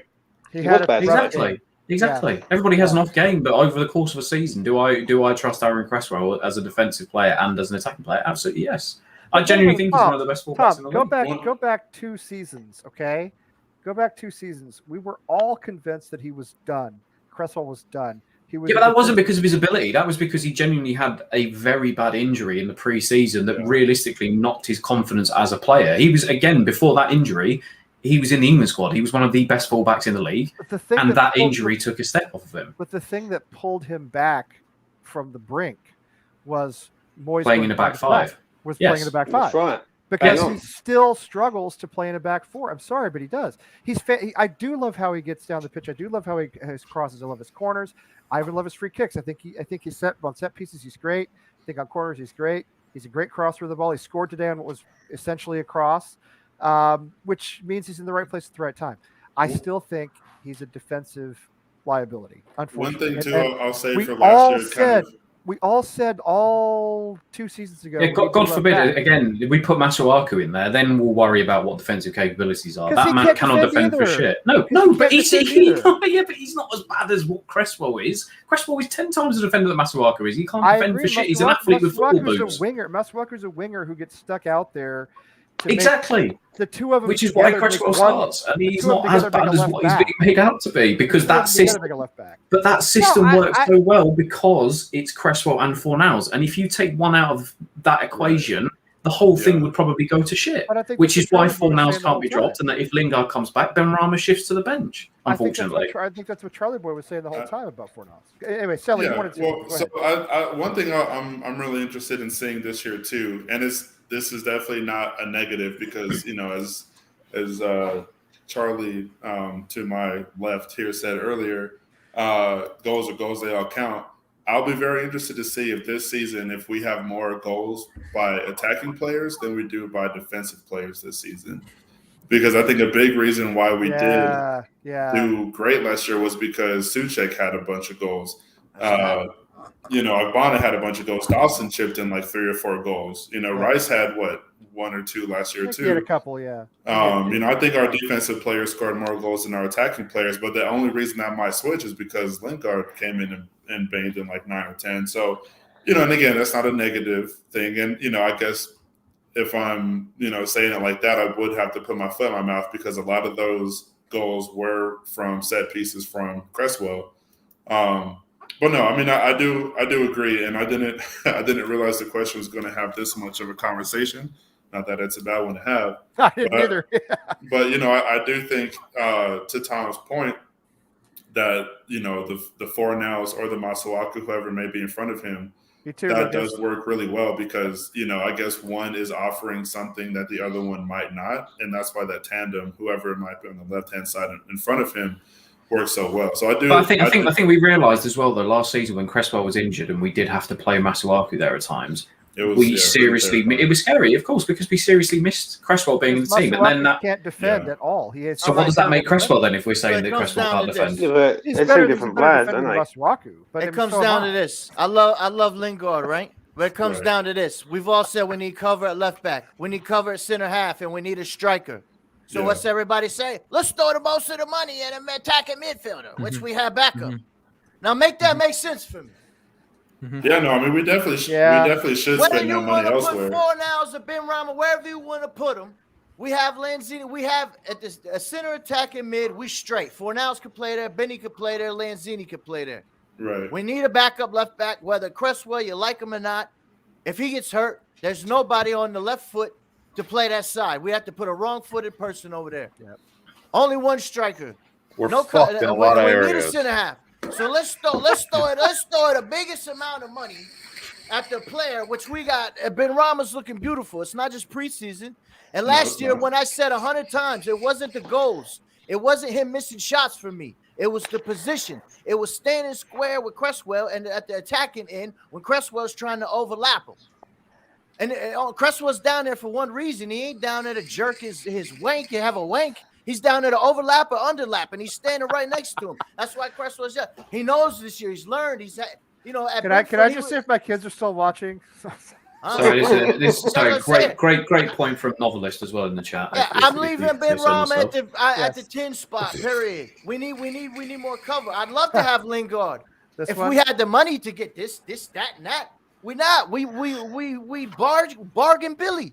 Y'all know it. We've been lucky. Yeah, but there's a difference between that comment there. Yeah, I don't agree. Between slating. There's a difference between slating and Cresswell. Cresswell in the 3 is very good, very very good. But in the 4, but he he's is not the very key good. to our. He is a key pillar. If you're telling me, Tom, we're relying on a left back to be the key to our team, then we've got problems, mate. You can't say I'm sorry, he's man. not. You can't because of how many assists that he provided and the opportunities he gets down that left-hand side of his left foot. If you are saying that you want to replace him with a better fullback, you're going to be looking for left back, fullback, whatever, same thing. If you want to replace him, you are going to be wanting to look for a attacking-minded fullback. If we get a defensive-minded fullback, that changes our team completely. We lose that creativity. People said that about Ryan Fredericks. Oh yeah, we've got to change Ryan. Don't change Ryan Fredericks and all that. Kufal comes in, blows him out the water. No, I wanted to change Ryan Fredericks because again, he's an athlete with a pair of football boots. Because I think he's a pile of dog shit. Sorry, Wally. Yeah, Whoa. If you had the choice, go on then, please, James. If you had the choice, James, who would you choose to replace Cresswell? Who would you choose if you had anybody and a realistic target for West Ham? Who would you want at left back? Rico Emery from Brentford. Right, 100%. Amazing attacking fullback, absolutely gash defensively. No, he's a left back. He can't he's not a fullback. He's not a left back. He's a left back, Tom. He's not a fullback. I know. No, have you not seen how much pace Rico Emery has attacking-wise? He's absolutely incredible. He can't defend for shit. This is a circle argument. And we'll never ever finish it. You're just asking for an attacking fullback with pace. As much as I want to see the fire burn forever like the Joker and just watch it happen, and I love it. Absolutely. This argument will literally never end. Ever What's your end. opinion? All right. What's your opinion, Charlie, Hang on, Cresswell as a left back though? As a left back and not in a 3 and a 4.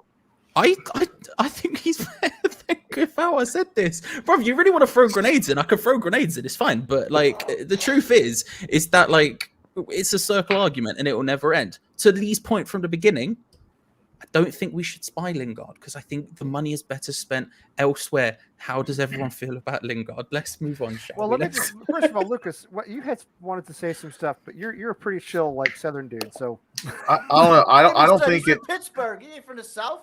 He's from Maryland. Maryland ain't the South. Technically, it is. It's Mason-Dixon line. Listen to him. It's I thought the Mason-Dixon line was like Virginia. Well, it is, but DMV, baby. It's yeah. I don't think it's iffy. It's iffy. I don't think it's out of order to say that Cresswell's not a good defender. Because me personally, I don't think he's a great defender, but he's not like terrible. Right. In my opinion, but there are, like Athers makes a great point. I don't think there's a ton of better options. There are out there, but like, can we? We're not going to buy them, so it doesn't matter. Yeah, but I don't know. I'm not opposed to anybody being criticized. I have a mentality where nobody in the team should be safe. No one's position safe. This is the greatest comment of all time. I don't know. Great wording, Rob. Kufal is a much better defender than Tufal. Oh. And you know what? His name is actually pronounced with a T. It's Tufal. He said it after an interview. I know it's Tufal. You're right. It is. It's Tufal. Oh, shit. Clippers just got Eric Bledsoe. What? The Clippers just got Eric Bledsoe. Oh, is that American basketball you're talking about? That is American basketball. Yeah. Eric Bledsoe, that's the Patriots quarterback from the 90s? No, Drew Bledsoe. Drew Bledsoe. That was Drew. Bledsoe ain't gonna help him do nothing. I went to college with a guy named Albert Bledsoe. Good dude named Albert Bledsoe. I wonder what he's up. But I think the reason that we're bringing Cresswell, you're bringing Cresswell up is because it directly does involve that Lingard argument because it involves Fornals, which again in turn then involves Ben Rama and Lingard, who gets dropped. Players. Yeah, we need cover so bad. We're so fucked everywhere. But this is what's interesting to me is that if you go back to before last season, we said we need a left back. That was the big priority. We have not signed a left back because Moyes managed to get Creswell and I agree. Masuaku should be nowhere near left back. I think he should be playing left wing. I think he'd be a brilliant FA Cup depth for winger. Really, I really do. He only makes the squad if we're doing a back three, though. No, he wouldn't, because when I went to watch him in the FA Cup at Wigan, he fucking spat on somebody. Masuaku is a wing back. He's not a left back. He's a wing back. He's a left-sided wing back. That's right. Yeah, he's like at the end of the day, Masuaku can't defend, right? Now, let's have it right. Cresswell in a free, as I keep saying, is very, very good. He's very, very good. And then Mark brought it up. Excellent. Yeah, he's like a quarterback. He brings the ball out. He feeds the balls out to the sides, and then from a free. But in a 4, if you had him up against someone like Sancho or something, he's going to get ruined. But he has to have some capabilities to play as a centre back in a defensive 3. Otherwise, he's a liability at that point if he can't defend. So you're negating your point by saying that he can in fact defend a bit. To be fair, I do think, ironically, in a weird way, he has less defensive responsibilities as a centre back than he does as a left back. No, only because there's 2 other centre backs next to him and a left wing back, and his role is essentially to get up and cross it from deep, and that's totally okay. That's true. And you're right. And the thing about Cresswell is, he's not the problem. Like, you look at it and you say, actually, we need a left back, not because of Aaron Cresswell, but because there's no one else but Aaron Cresswell. So if Cresswell gets injured, we are in the deepest of doo-doos. You can't be playing your boy Ben Johnson because he has no left foot, as much as I like him, and I think he's fine. He does not have a left foot. You can't be playing Masuaku because Masuaku he's like Bambi on ice. He's like watching me. It's just scary. Okay, and not for the reason it's like watching me.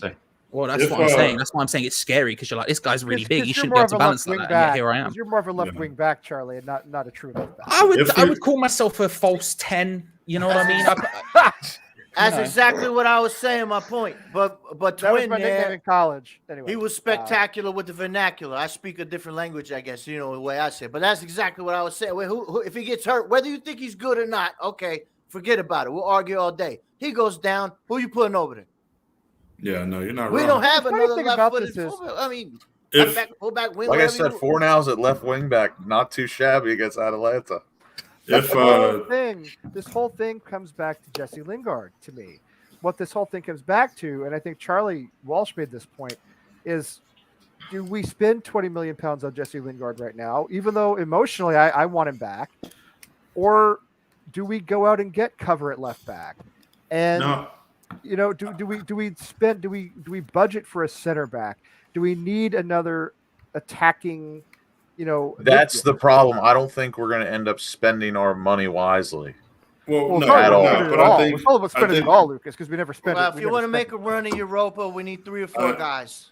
Yes. Positions that need cover, not positions that we have guys. It was great that we got a keeper. That's fantastic. I'm glad that he's bottom of the list though. Well, sure, fair. But nobody's even mentioned the cover that we need at frigging centre mid in case either one of Rice or Souček get injured. All last season we talked about that, Tom, and we've never covered it. No, 100%. And when Declan got injured, remember it all fell apart last season. Let's not forget about that. I do think Charlie's right there. Though Connor commentary looks like he's ready to step up.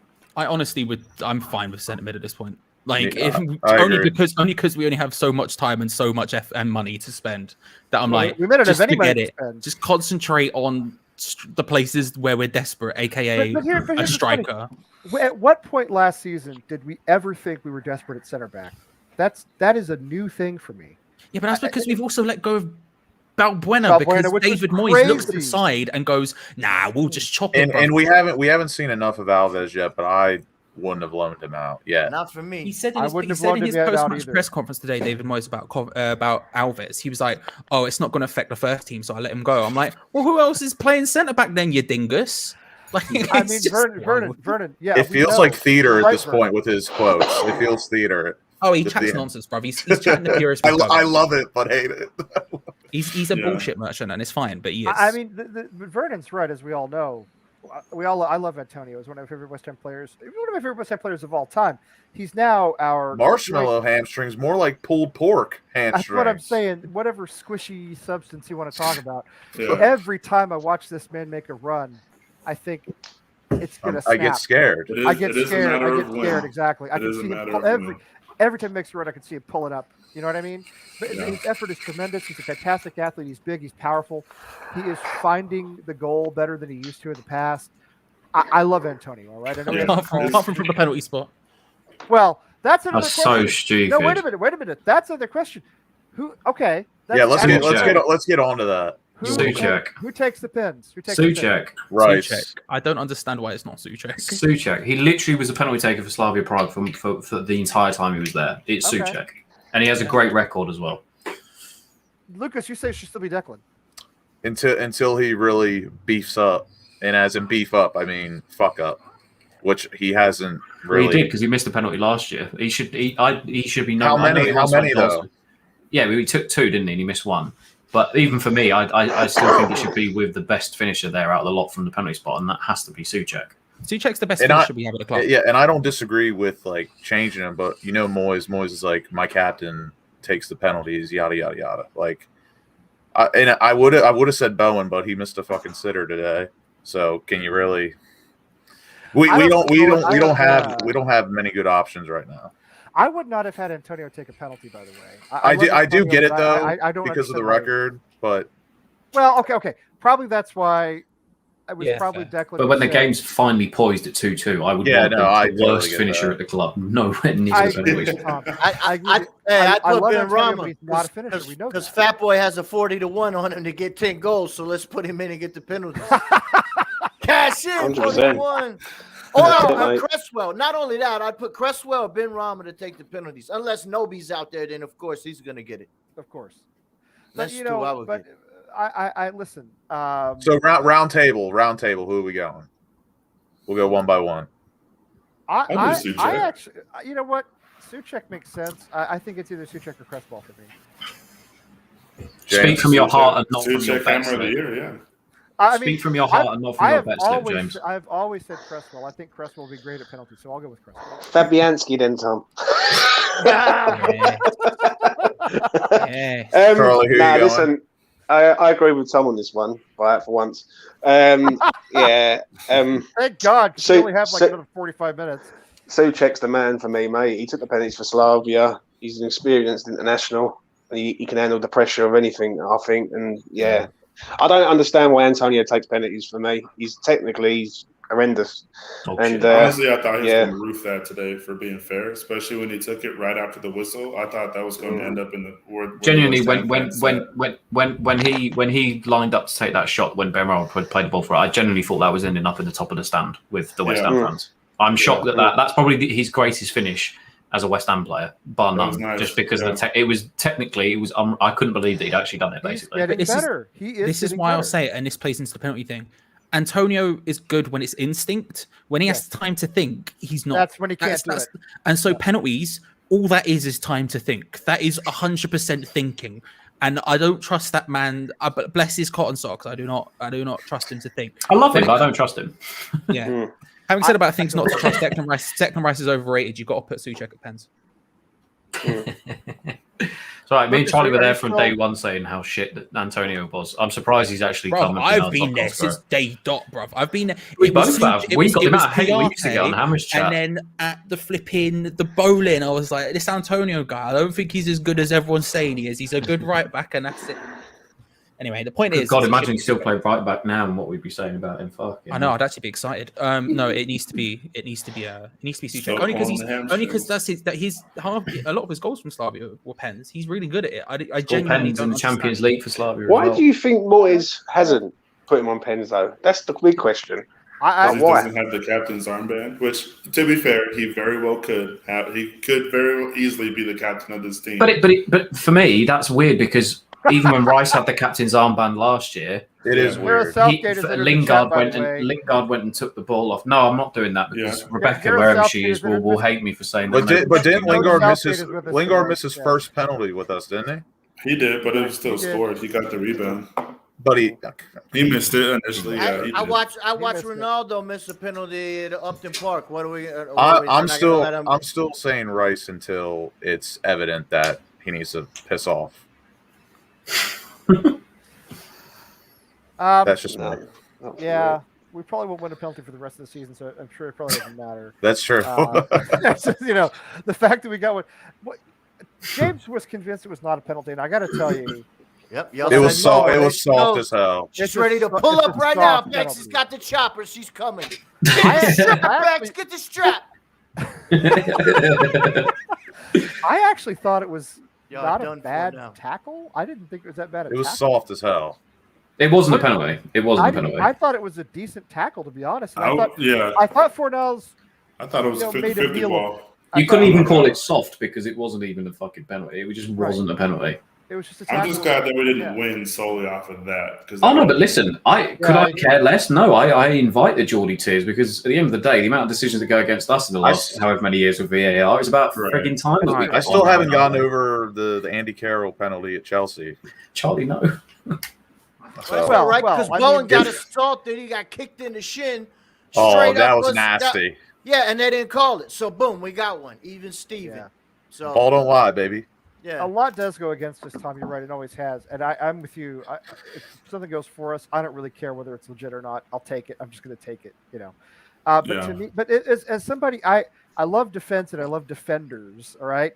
And I hate it. I hate seeing decisions like that because it just means that these guys have all over the league.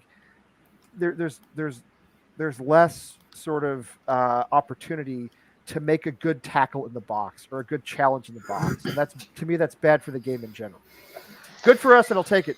Bad for the game in general because I hate the fact that these guys come into the box now, and it's sort of like we were talking about Declan earlier, not wanting to foul Set Maxime on the edge of the penalty area.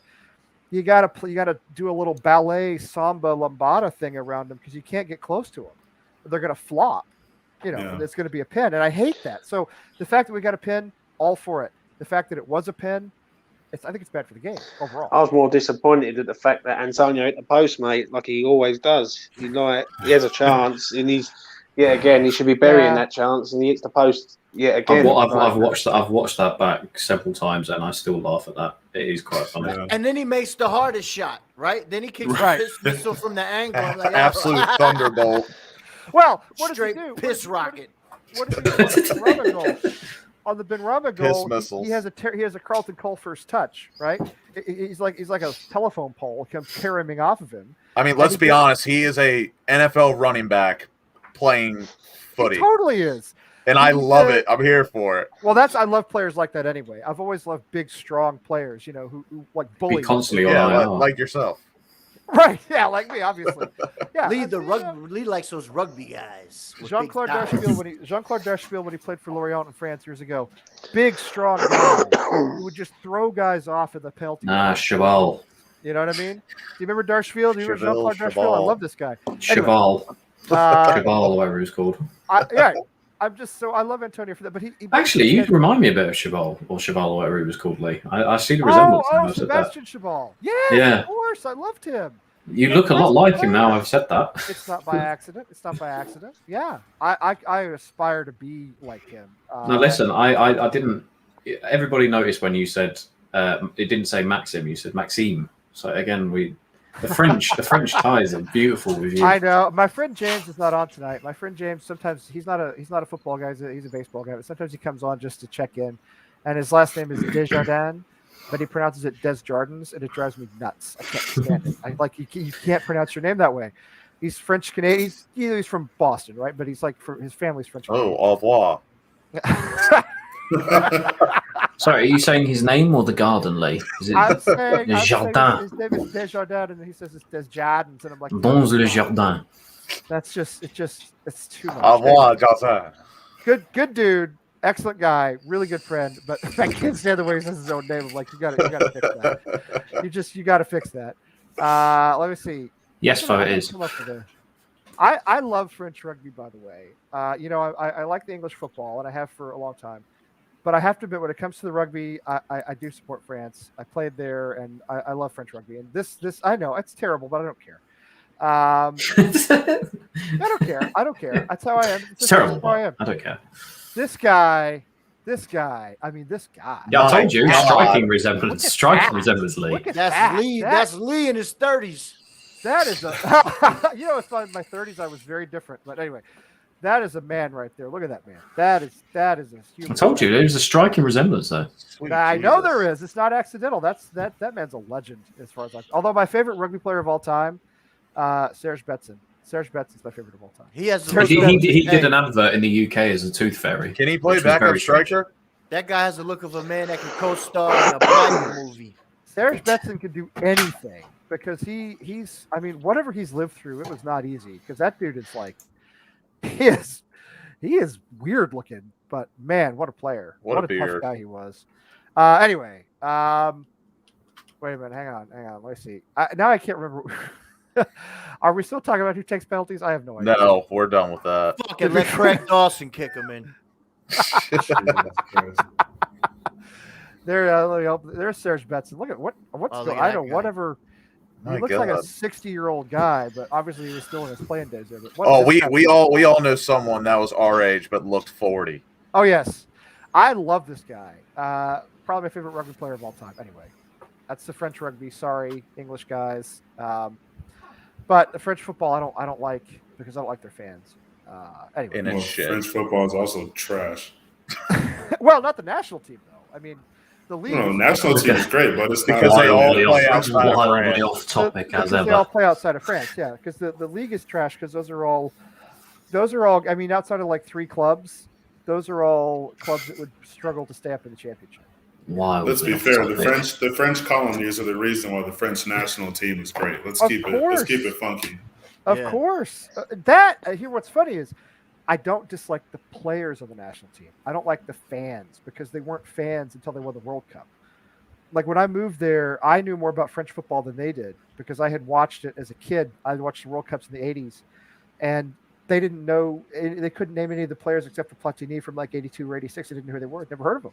You know, all of a sudden they win the World Cup, like, oh, yes, I'm a big supporter of the football. And I'm like, but the rugby guys are legit. They're legit. I like them a lot. And they were a lot of fun. A lot of fun to go drinking with. So anyway, Should we look I forward just to told this you. one? I just told you, Fo. I just told you that's what it was. They're all a bunch of frauds.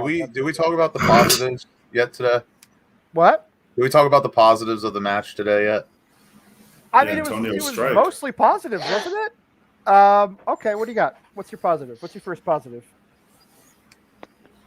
It's on you, Lucas. Cresswell's You gotta- defending. You brought it up. You kind of like. You know, you want to know what's my favorite thing of the whole thing is when we got a free kick, right? Almiron tried to get up on Benny, and remember when Benny was a little less bulky, he just Benny Blanco, get off of me, and slung him to the ground. I was like, yeah, that's what I'm talking about. That's the kind of ball I like to see. Dude, if there's a positive from today, it's that Ben Rama was fantastic, and he was fantastic in the preseason. He carried that over into the form today. If we can get that guy to be like that all season, he's going to be a force for us. My favorite moment was seeing Callum Wilson get subbed off walking in disgust.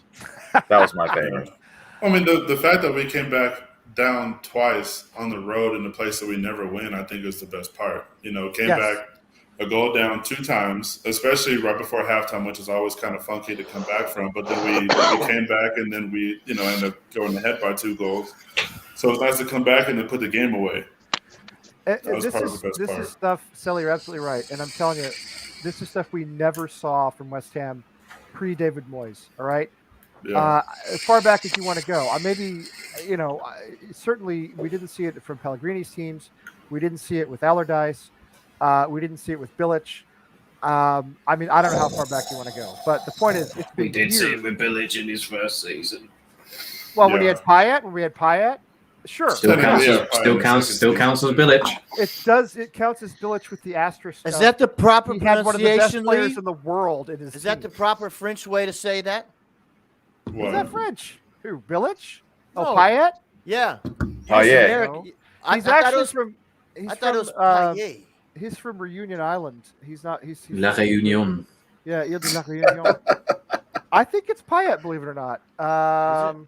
Anyway, I don't know. He's not from like mainland France. Like as Silly I said, thought you pronounced it Lionel Messi. That's how I thought you said his name.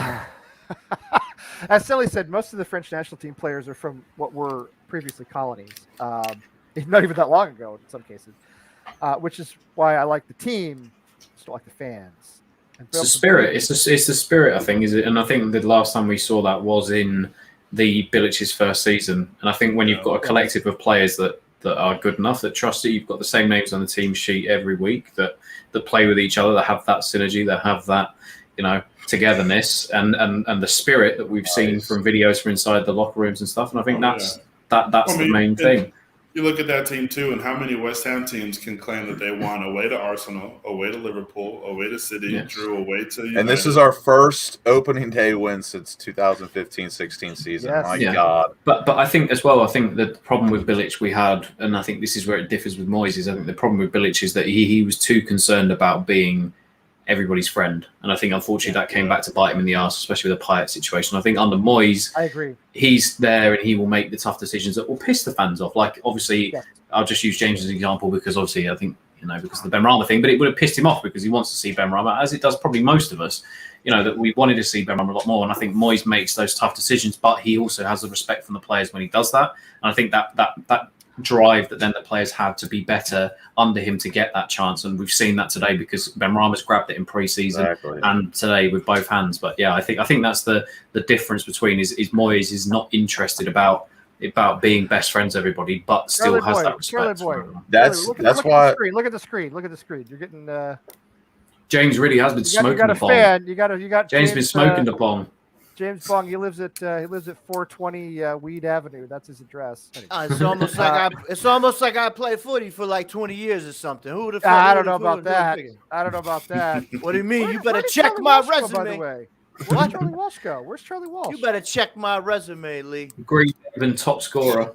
Did you play for Brooklyn Italians? You know this. We've had this conversation like 3 times. He played up front for the Green Haven 11.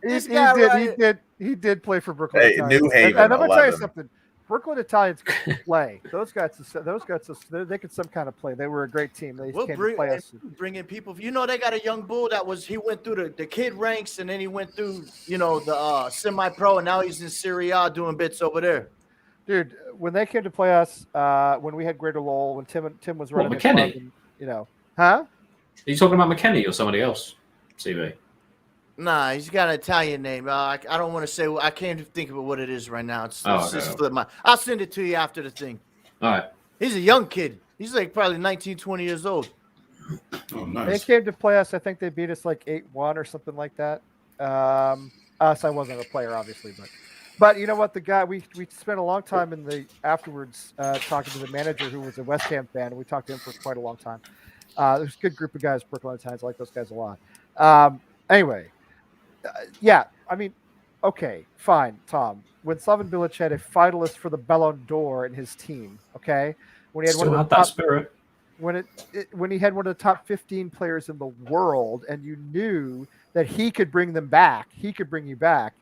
Okay, wasn't all on him though, because he was injured for a lot of that season, and we still finished as high as we did. Well, and that's when we lost. That's why we finished. What did we finish? 7th? Was he in the team when we played Swansea when we got beat 4-0 at home in the second to last game of the season? I think he was. Was he? Yes, he was. Where was your spirit there? Where's your God now, Athers? Huh? where's your spirit now? Whoops. Okay. We also ran a 2-striker system. Just saying, big fan. I will. Okay, say what you will about Village. It goes back 6-7 years, whatever it's been now. This is the first time in a long time that we've seen a West Ham team that can go down and come back again and get the draw and get the win when all looks lost. Now, I know we had the opposite happened last season. We had the 3-0 against Arsenal that finished 3-3. That was a disaster. We all know that. But too many years, we all watched West Ham. We all watched us concede the first goal and the shoulders drooped. Everybody slumped, and we'd lose like 2-0, 3-1, whatever. I don't panic anymore. We give up the first goal. I don't panic anymore because over and over again, this team's shown we can come back. And we seem to always wake up and the alarm goes off after conceding first 10 minutes. Yeah, and it's funny. I think sometimes tell me if you. I mean, I think sometimes it's possible to score a little too early. Oh, Or so it's sports psychology to a T. Right. I mean, it's never bad to score, right? But No. like San Etienne today scored after something like 18 seconds. They were up 1-0, and it finished a 2-2 draw. And you get that first goal, and I think a lot of players Still like got the whole game. they're right. They relax, they breathe out. They're like, okay, go, thank God, we've got That's what I loved about Hey, today. We played like we Giuseppe- were behind when we got Giuseppe up. Barone. exactly Giuseppe Barone is his name, Giuseppe Okay. Baroni. or Giuseppe Barone, as regular people would say. So you're saying he's an Irish guy? That's what you're saying? No, he's definitely Italian. I'm joking. I'm joking. Sounds, it's like this. sounds German. Yeah. There's this girl who, a friend of the boys. She lives in the neighborhood. She says to me one time. She says, "I'm Irish. My last name is Diefenbach." I'm like, honey, I don't mean to disappoint you because like everybody in Boston wants to be Irish, but sweetheart, you are not Irish. Like maybe you are, but that is not an Irish name. No, Lee, it's 2021. She could be whatever she wants to be. She's a great kid, and she could identify as Irish. All right, she could identify as that because ethnicity is fluid, right? She could identify as Irish, but that's not an Irish name. That's all I'm saying. I'm like, maybe you had like an Irish, I don't know. Anyway. I don't know where we are. Well, Peach thought it was funny. Peach thought of something I did was funny. Peach laughs at everything. Come on, Peach. Oh, is this the guy you're talking to? Wait, No, he's no, another you're not- one. It's not Booster because I saw. I think he still Yeah. plays at Sport Lucio. Kansas, not Kansas. Is it Kansas? Sporting Kansas. He plays for. Sporting What's it? KC. Kansas Oh, City. you're talking about City. Bucio. He's Just on the national he team. got a transfer to Venice. Yeah, he in just transferred Serie A. He's like last week. he's very good. Kansas City. Now that's Sporting Kansas City. All right. Nailed it. Kansas City. Most of Kansas The City knowledge is in is Missouri. extreme. Okay. Most of Kansas City is in the state of Missouri. A little part of it's in Kansas. And Okay. that's where Sporting play. But His the first name football is club's in Gianluca, Kansas, though. I exactly. can The see football why club's you in would have said Kansas, that. His first name's Gianluca. That's why I think Fo got confused. Yeah. Because Well, that's Italian. Charlie, that's who you were talking about? Gianluca No, is that's probably who Italian. Fo thought it was. Okay, I was gonna say. My God. Who we got next week? Leicester, Leicester. Monday night. Leicester. What are we going? What do we got going on here? Sandwiches. Yeah. They're all James back. is looking They're at all the back. screen like, I don't know how I They're do all this to back. Look at myself James. every week. James hates this. I know he does. He's been quiet for like Oh, 45 minutes. And he's just got that look like, get him out of there. Get him out of there. We're on a conference call. Oh, there comes mom. Mom's Oh, grabbing this him is, up. hey, wait a minute. Come here. Oh, This that's is my auntie. big niece. Okay, this is Victoria. Okay, now Victoria plays high school soccer, and her sister is going to play in college in the fall. So anyway, this is these are a bunch of guys. These are a bunch of You're a assholes. bunch of guys. Bunch of knobs. These are a But bunch yeah. of guys. This in is a- Lee's and a white. bunch of This guys is in a Lee's bad mood Wednesday after a white win. meeting group. Oh, that's right. Yeah, that's right. I mean, Sally, I was explaining.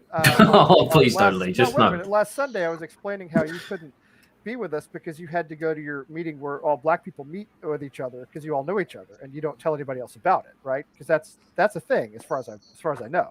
Don't know what you're talking about. See, you can't tell us. That's what I'm saying. And I told him, I said, I have a weekly meeting with all bearded, long-haired men in their 40s. White all men right? that wear big white hoods. Come on, you're making me out to be a bad guy. I'm just trying to tell a joke they told on Cheers like 40 years ago. Anyway, yeah. So I have the white guy, bearded, long-haired white guy meetings, which Lucas comes to them. You know, No. he's there. He's in every No, one. I'm part of the Slavic meeting group. No, he's doing the Fight Club thing where you don't talk about Fight Club, but I'm breaking that rule. Okay. Anyway, yeah. But he also goes to the Slavic meetings where I don't know. What do you drink at the Slavic meetings? Bush Light. Vodka? No, that's a NASCAR. You're thinking NASCAR. That's a NASCAR race. Milwaukee's best is what we drink. It's not any better. Bush Light. Oh. I've never said no to a beer. Let's just Well, put it that way. I mean, if it's Touche. free, well, yeah, that's a different. That puts it in the category. But All yeah, right. Leicester. I think All I right, generally Leicester. I'm not afraid. I'm not afraid of Leicester. I'm going to say it. I'm I'm going not to say afraid it. of I'm not anybody afraid. right now. I'm Oh, not gosh, afraid of anybody right now. I'm afraid of Man United, Man City, but I'm not afraid of Leicester. I just Fucking don't. United. It depends which Leicester turns up because I always think they're a bit like us. They're a bit Jekyll and Hyde sometimes, but I don't go into that match fearing Leicester in the slightest. I generally, like we've said all show, even if Leicester score 2-3 goals, I think obviously they have a few sort of issues at the minute with the centre back. Will Vestergaard play? Who knows? But at the same time, I think that we can outscore pretty much anybody on our day. So And I'm not he might be slower than Greg Dawson. There you go. I think they're a different team without him. Obviously, Sionchu is very good, but I think again, if Antonio's on song, which he's proved he was today, then he'll be able to cause all sorts of issues for them. So no, I think it's a. I think I genuinely no fear from me going into the Leicester game at all. Should be really pumped up for it in front of 60,000. What's your prediction, Tom? 3-1. 3-1. Think we win it? Yeah. Yep. If If we lose it, 4-0.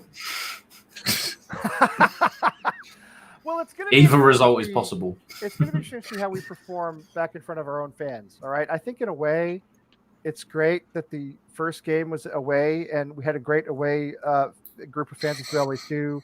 Yeah, if we'd have lost and we went 1-0 down at Leicester in comedic style, all of a sudden that atmosphere turns nasty. If we don't sign anybody, and we may not over the next 6 days, whatever. I mean, what are we on a high from Newcastle? Are we booing, chanting GSB out? What happens? What happens? No, that doesn't change. That doesn't change because as soon as the Newcastle result's done, you just put that to the back of your mind. It's back to reality. Right, we need signings. Right, we need this. We need that. It's still that doesn't change. So how do for you me. think the fans are going to react?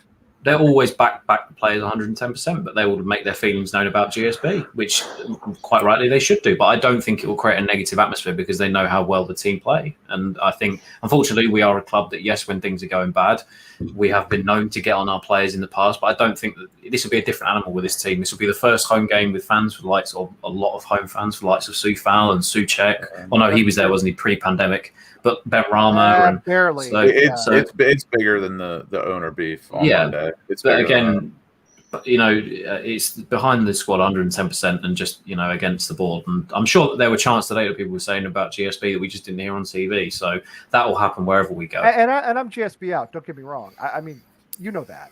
So I'm not. high in. Oh my God, my those fucking guys. I'm telling you. I told you. High in, boss. Did I tell Get you in. about? Oh God, poor Tom Skinner. I think he got in over his head. Although Charlie's right, Charlie Boy's right. I think it was just to promote his business. That's all. That man got free promotion. His mattress hustle went up 30%. Everybody's a bunch of mooks. Go ahead, Tom. Tom Skinner. I think he's right. I think you're right. You know what you're doing, my My guy. new conspiracy Everybody else theory- is a bunch of mooks. My Get new your conspiracy hustle on, theory baby. is GSB Anon. Okay, GSB Anon is my new conspiracy theory. All right, like QAnon here in the U.S. This is GSB Anon. They did this. They did this. Okay, they set this up to make themselves look better, to win sympathy from the fans. They went out and found the one organization that was as dysfunctional and stupid as they are. They And aren't going to get any sympathy whatsoever. they did this to try to gain sympathy by bringing in people who have done the most astonishing things so far. Tried to win us over with Rio Ferdinand. Did you see an hour before kickoff they were on about launching a new takeover bid? Like, you're just preparing for your first game of the season. Just shut up. Just shut up. Exactly. Yeah. It's insane. Bosh. Yeah, we're all Bosh. Oh, he seems like a good guy. Bosh. Come on. But he won't come on. I've asked him to come on the show, and he's never come on the show. Bush. So I've asked him. He never. We have 1.35 thousand subscribers. He is when that mattress bulk deal hits. Boom. Yeah. I mean, I guess he doesn't sell. He doesn't really sell mattresses in the U.S. So I guess it's not in his interest to come on our show. Anyway, Tom Skinner, come on. I'm not buying one because I'm not a mook. James looks like he needs one of Tom Skinner's mattresses. He looks very tired up there. Do you need a Bosch bed? Nah, I don't, mate. I'm all right. Thank you very much. Gosh, you need something cooked. at Bush your house. bed Clearly, with a slice of the pie. The guy's a cook of some sort too. He's like a chef or something, or he won a cooking show or something like that.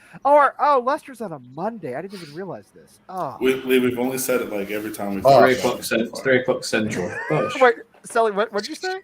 This is definitely not the first time that Leicester on a Monday has been spoken. Have I missed them all? I missed them all. Yeah, every time. Yeah, okay, I missed it every time. 3 p.m. Eastern, Lee.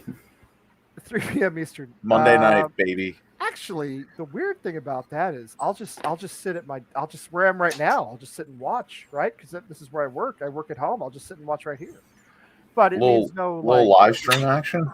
Little live stream action. Well, you got the, yeah, exactly. Anyway, so it's Monday, which means next week we'll still be talking about the same stuff on Sunday night. No, we can talk about what's going to happen. But you know what? No. Let's do predictions anyway. I don't really care. Let's do predictions. All right. So Tom says 3-1. Charlie boy, what do you say? 3-1 Bush. It sounds like you're saying Bush. Bush. Bush. I don't know. I don't fear Leicester, but I respect what they could do. It would be foolish not to respect that the speed they have up front, and they can sit him on Dawson's shoulder, and he's gonna run right. He's gonna smoke him, like put him in a spliff. So they better put Diop out there because they think he's gonna run with Vardy. Y'all gonna have some serious situations. You're gonna be on here. I agree with you. Monday or Dawson, Tuesday I'm with crying. you. I can't believe it. So, but I'm gonna say win anyway because I don't want to say we're gonna lose. You know what I say? I say 3-2. Benny gets 2 goals, and James will have 3. James will have 3 to get his 40 to 1 bet. 2 goals. I'm All pie right. in for these names. All right. 3-2. Pikeys. Okay, I think that's not a Oh, word to man. say. It's not a word we're not supposed to say, but I think it's funny. No, you say Pikeys. Well, I Can think you? you opened Can the you? door to that earlier, Lee. You opened the door. to Ah, that. come on, Charlie. Come Yep, on. last Come on. week. It Ah. was out of control. I'm trying to do a little humor, okay? A little bit. I've been working on my bit this week, and so don't do this, all right? Just go with it. All right, Sally, what do you think is going to happen? Bosh. We'll be able to talk about it again next Sunday before whatever it happens. But as of right now, what do you think happens on Monday? I think the team will come in very excited and motivated because we did get 6 points off them last season. We played 2 really planned out games against them last season. Again, we'll be in front of a packed house at the Bowl for the first time in a long time, so that'll be nice. That's obviously going to motivate them. I hope so. Yeah, I hope so. But I think just to and sure, this is for any Premier League game, just as good as it can go is also as bad as it can go. But I do think that it's something to where we win. I don't know if I see as many goals as we scored today, but maybe 2-1 is kind of where I'm sitting at. But I do think that we get the win, regardless of what that score looks like. Yeah. Score. I like it. 2-1. I like it. 2-1 Bush. 2-1. I like it. All right, Lucas. Southern man, Southern gentleman up there. As much as I Bush. Gets me every time. It's Bush, Tom. It's Bush. You have that in England? You have Bush Light in England? No. Okay, you don't? Well, I don't know. I'm not going. I mean, Sorry, man. Sorry, you don't know what you're missing. As much as I have faith in them, and I think that they will show up for the occasion, I'm feeling it's going to be another open game, I think, because I don't think Leicester are particularly great defensively. Yeah, although they did have. Bush. There you go. They had a clean sheet against Wolves, but Wolves they haven't looked good in a long time. They're not a good team. My prediction. I'm gonna go 2-2, but we're gonna cheeky go. Desmond. We're gonna go down twice again. Yo, Cheeky Desmond. Bush Light is basehead beer. Bush Light is I don't know. Well, that's why I'm a Milwaukee's best guy. There you go. Nothing but the best. Nothing but Milwaukee's best, actually. Now insert Home Depot music while I drink Milwaukee's Home best. Depot. Bush is brewed from sweat from bum feet. All right. Bush. Bush. Bush is, yeah, it's. Get well, in. Anyway. I don't drink beer. I drink the licks. Tea. I don't never drink Lobos in the cup. Bonsai tea. You had that tea last week. Yeah, I had Yeah, the you had Korean tea. I had yeah, some yeah. just now too. Shit'll get you That's going, why you're all. boy. That's why you're all. No like, boast. that's why you're all hyped up. All right, James. All No business, boast in the James. cup. What do you think happens on Monday, which doesn't happen until we meet again next Sunday? Until after we meet next Sunday. I think it's another game, Leicester, mate. They're a good team. They're a well organised team. They've got a good manager. They've got good players. Straight down. I'm going to say a draw. I agree with Lucas on this one. I think we're going to come out and could be a 1-1 or a 2-2. We Cheeky need players Desmond. in. We need players in next week, mate. Because if we ain't got no players in coming to Monday night's game, then the crowd will turn if we go 1-0 down. If we go 1-0 down, people ain't going to be happy because they're going to be looking at it and saying, "Well, we need a striker. We know we need certain other players in the team, centre half, etc." So I'm going to say a draw on this one. Leicester, you've got to respect Leicester. I agree with Charlie on this one. Leicester are a good team, and I think if we win the game, we're going to have to score first. Right, it's as simple as that. We can't go 1-0 down and try and keep coming back because they're a good organised team and they've got good players. So 1-0 or 2-2 for me. Okay. Yeah, which is what we talked about last week, right? You and I both thought there'd be a draw. I think we both predicted a draw against Newcastle, and weirdly, it feels as though we weren't that far off. I mean, yes, we won by 2 goals, but yeah, I mean, it was cagey there until the end. Is that everybody? That's everybody. All right, I'm gonna do one more thing before we go, if you guys don't mind. Realistically, all right. So no Ronaldo, no Messi, all that. Realistically, we can bring in one more player. Who do you want to see us bring in? Like a Milenkovic, this guy from Torino, the striker. Realistically, we get one more player, or Jesse Lingard. Throw him out there too, since he's not a West Ham player. Who do you want to bring in? Realistic, James. I'll start with you this time. Milenkovic for me, mate. He's a top class centre half, and we need pace at the back. It's the only thing that we're lacking, especially in the centre half pairings. Do you know what I mean? Both of them are in their 30s. We need a younger, fresher centre half. So yeah, Milenkovic for me. I think Lingard's coming, mate. If I'm honest, from what I'm hearing, I do too. Yeah, I looked at the odds the other day on Lingard to come to us. It was 4-1. Then I checked it about 24 hours later. He's now 4-7 on. So it's pretty. He wanted it from the beginning. He went back to Manchester. My opinion, he wanted it from the beginning. He went back to Manchester United because it's Manchester United. There's Champions League football. There's all the opportunities there. He saw Bruno Fernandes. And he said, "Actually, no, I'm going back to West Ham." Not to go on another rant, I just really hope he's as hungry as he was last time. Well, but Lucas, it's a great point because I feel as though he came in and he wanted to prove himself.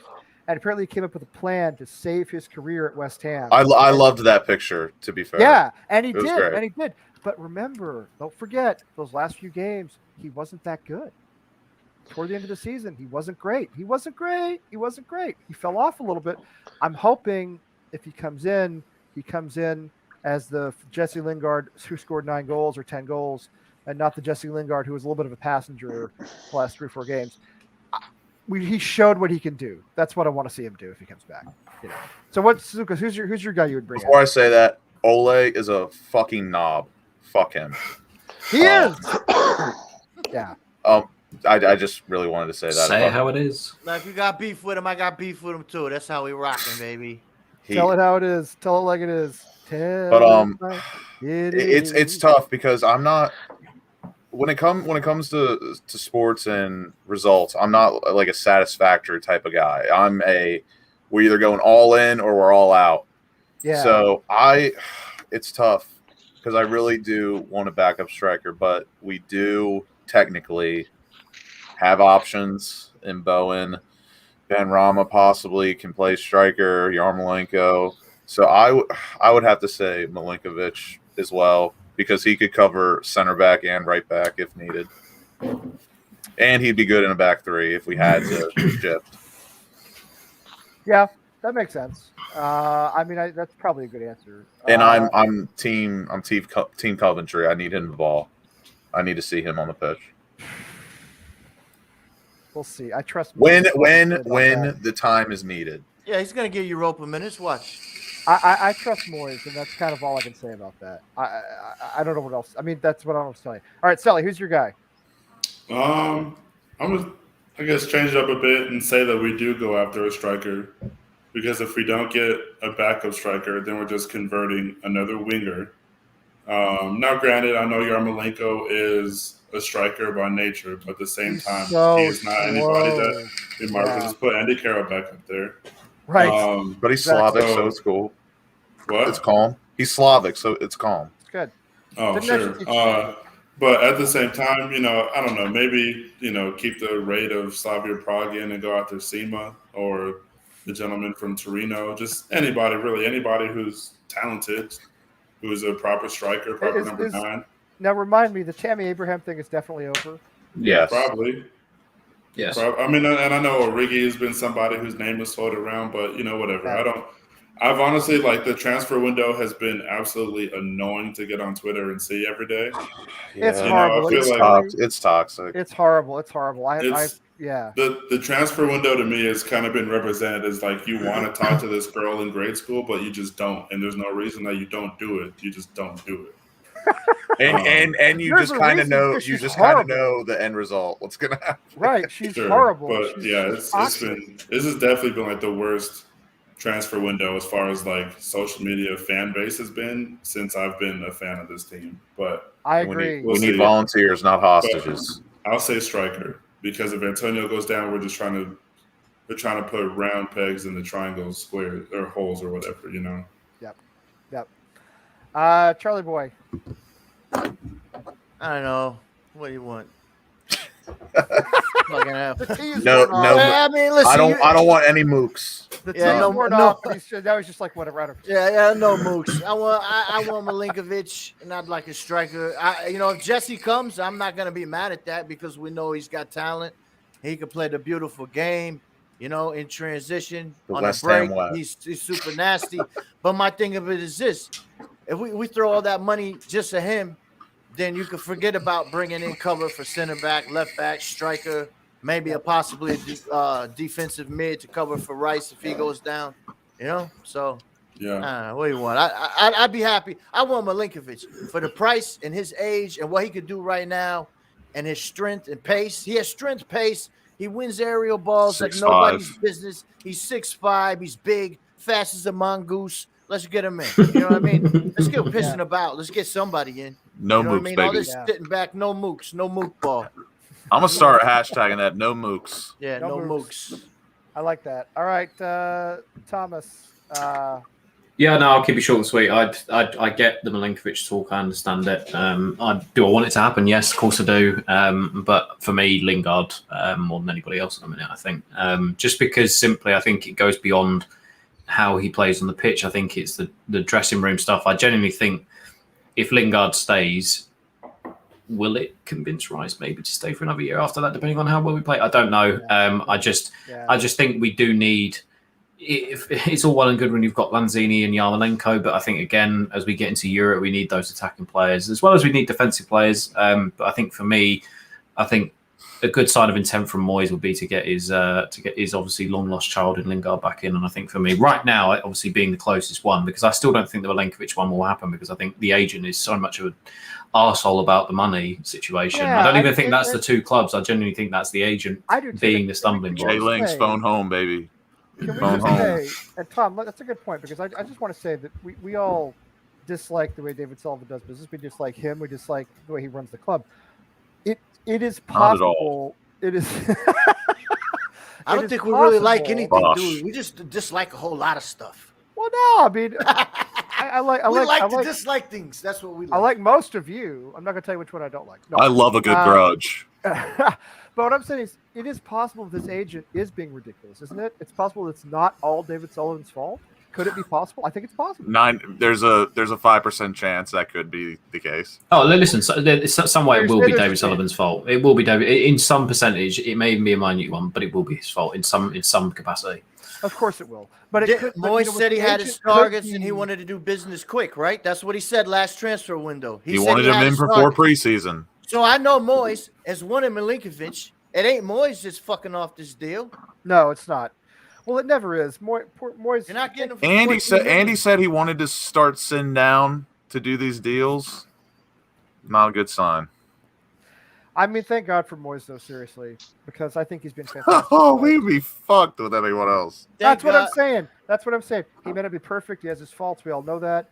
But with anybody else, I mean, listen, we're in Europa League. With anybody else, it's a relegation battle. All right, as it was with everybody who preceded him, basically, except Allardyce, and that was just, that was like a flat line, not worth watching. I got to go with Tom on this. Milinkovic makes a lot of sense, but you know what? There was a chemistry with Jesse Lingard. He loved the club. The players loved him. If he comes in and he's hungry, Lingard, and he says to himself, I want to revive my career at West Ham. I want to reinvent myself at West Ham. That's the guy I want back. You get that guy back, and I'm not even sure you have to get a backup striker, because we could go out there. Maybe we some could have false nine action, no? Exactly what I'm saying. Get some false nine action, 3-4 attacking players. Let me ask you this. If we do sign Lingard next week, does he start against Leicester? No, because he just come off of COVID. He comes off of COVID as well. So no, for me, I think that's still. No, yeah, I don't know. You can't. A, you can't drop a winning team. B, right. You can't drop a team that's played as well as that, especially in the second half. So no, for me, for the moment, for Lingard. And in an angle I don't think we're looking at, which I think would make a lot of sense, because obviously we did have that huge blunder of, like, if Lingard comes in, Benrahma to the bench, yada yada yada. To be honest, I think Benrahma is in a win-win situation. He's either going to be playing Premier League football or he's going to be playing Europa League football. That was such an underrated comment, by the way, from Vernon. But that was actually very, very funny. Yeah. Bosh. Vernon hey, always, that's top quality jokes right there. I like that. Vernon always chimes in. Lingard has looked very, very good in pre-season for Man United as well, I must say. When he did play, he did look on the ball. I think he loved us. I think we loved him. I think there was a chemistry there. I do worry about what that does to Benrahma, because, first of all, Tom or James, I don't take Benrahma out of the starting 11 right now, because the guy's on fire. He's on absolutely not. He's been great in the preseason. He was fantastic today. Man of the match today.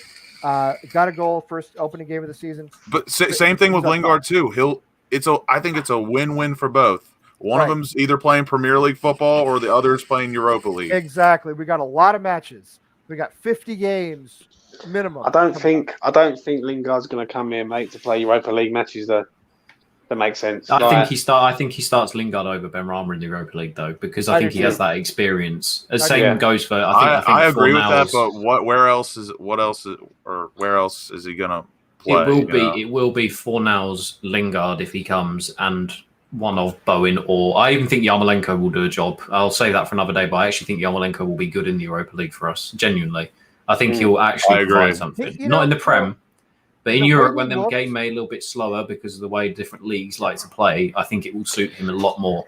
The way he looked for Ukraine in the Euros, Tom, I hope to get that Yarmolenko in Europa League. He's an international god. He can't do it in the Premier League because he's too slow. And last week, when Ukraine played England, he looked slow and off the pace. Yes. Against everybody else, he was pretty good. So I think when you get him out of England, he's a better player. Yeah. Hopefully. So I agree with you. I wouldn't get rid of him. I'd keep him around. I think we're keeping him around for that purpose. All right. Well, it is a little past 9 o'clock. It's been a couple hours. I am doing my best these days to keep these shows to 2 hours. So I know a lot of people thought we were unhappy and complaining tonight, but the truth is, very happy with the win today. A buzzing win today. My kid's coming back in to bother me again. Here he is. Hello. All right. He just walked right back. He's waiting for Daddy to give him the Benadryl. Like that. I don't think he liked it. It is 2 minutes after 9, but you know what? They're not in school, so it doesn't matter. Anyway, for everybody who's in the chat room, a huge group in the chat room. We're all glad A you're here. huge bush for everyone in the chat room. Charlie Walsh just disappeared. I hope he's okay. I think he texted me and said his internet's quite bad at the minute. So Oh, okay. Understood. Well, we were glad he was here. He's always great to have with us. Perfect excuse. Once again, on loan with an option to buy. Tom Atherton. Good to have you, Tom. Always good to have you. Listen, I'm a free agent these days. I float about. I am like the Scarlet Pimpernel. They seek me here, they seek me there. Oh, we know. We have you on loan. Those West Ham fans seek me everywhere. Well, we will negotiate your wages. No, that'd be good because my previous employer didn't do that very well. Anyway, yeah, we'll negotiate. Yeah, I guarantee you, I pay almost as well as David Sullivan does. Tom, I get you that bag, Tom. I get you that bag, homie. Hey, you may get the bag. Sign on bonus. You heard? Before you even sign on bonus, and then the contract. It may be late, but you'll get paid. Yeah. No, it's not gonna be late. I'm on time every time. Bottom line, on time. No mook shit over here. No mook shit. Billy Charlie Boy in Brooklyn. Always so good to have you with us. Always good to have you with us. Until he logs off the computer, he's like, "What an asshole!" No, come on. I've got I'm a bad word about you ever. I promise. That's why I call you Uncle Lee. I love Uncle Lee. Charlie's a good dude. He's a good dude. Obviously, Selly. So glad to have you back, Selly. Seriously. I mean, listen, one of the reasons we wanted to do this show on a different night was because Wednesdays were not going to work well for Selly. I don't want to do this show without Selly. Selly, it was fantastic to have you. So thanks for being back again. Selly's the GOAT. With me. And knowledge is greatness, everyone. Right now, he's put brilliant. it in the chat. He's brilliant. We've been doing this for Selly a the long GOAT. time. GED, grinding every day. That's right. Yeah. We got a thing. Getting educated daily. The University of Life. Lucas, you still in Maryland? Is that where you still live? You live in Maryland, right? Yes. Don't you? Yeah. All right. So Lucas in the Great American South, kind of, sort of. Oh, I thought Pittsburgh because you rock the Steelers. The bloodlines are from Pittsburgh. Yes. The Steelers, but wears a Padres hat. I pay attention. Got like the Pittsburgh. Well, baseball, you can wear whatever hat you want. Nobody cares about baseball. Fake fan. Yeah, it doesn't matter. Baseball is whatever. Oh, he's a Tatis fanboy. Go O's. There we go. I live in misery. I support the Orioles. I'm a Mets fan. Mets fans like being a West Ham fan. It's very. I collect all hats with C's: Chicago, Cincinnati, Cleveland. Do you really? Yeah, because my name starts with a C. See, I have from Church Ave, so C. I have a Lowell Spinners. They're not even around anymore. Lowell Spinners were a minor league team down the street from me here in Lowell, Mass. It's got a big L on it. Oh no, you can't rock the L. No, I wear it all the time. It looks like a Red Sox hat, but instead of having a B, it has the L. It's because my name starts with an L, so it's fantastic. Oh, there you go. Rock the L, Lee. Patiently waiting for me to say thank you to him. As always, our proper Cockney. He's did a long string of shows with us. Also, quite a long time now has been doing shows with us. It's James. Thanks for being here, James. Really appreciate it. That's all right, mate. No worries. So next Sunday we will be back to talk about nothing because there's no game. No, we're gonna talk about Lingard. There will be. I'm guaranteed. Chuck Barkley. I'm guaranteeing at least one signing by next Sunday. I agree. There'll be Bush. Lingard or Milinkovic or somebody will come in. In the meantime, thanks for being here and come on, you Irons. Free the guys.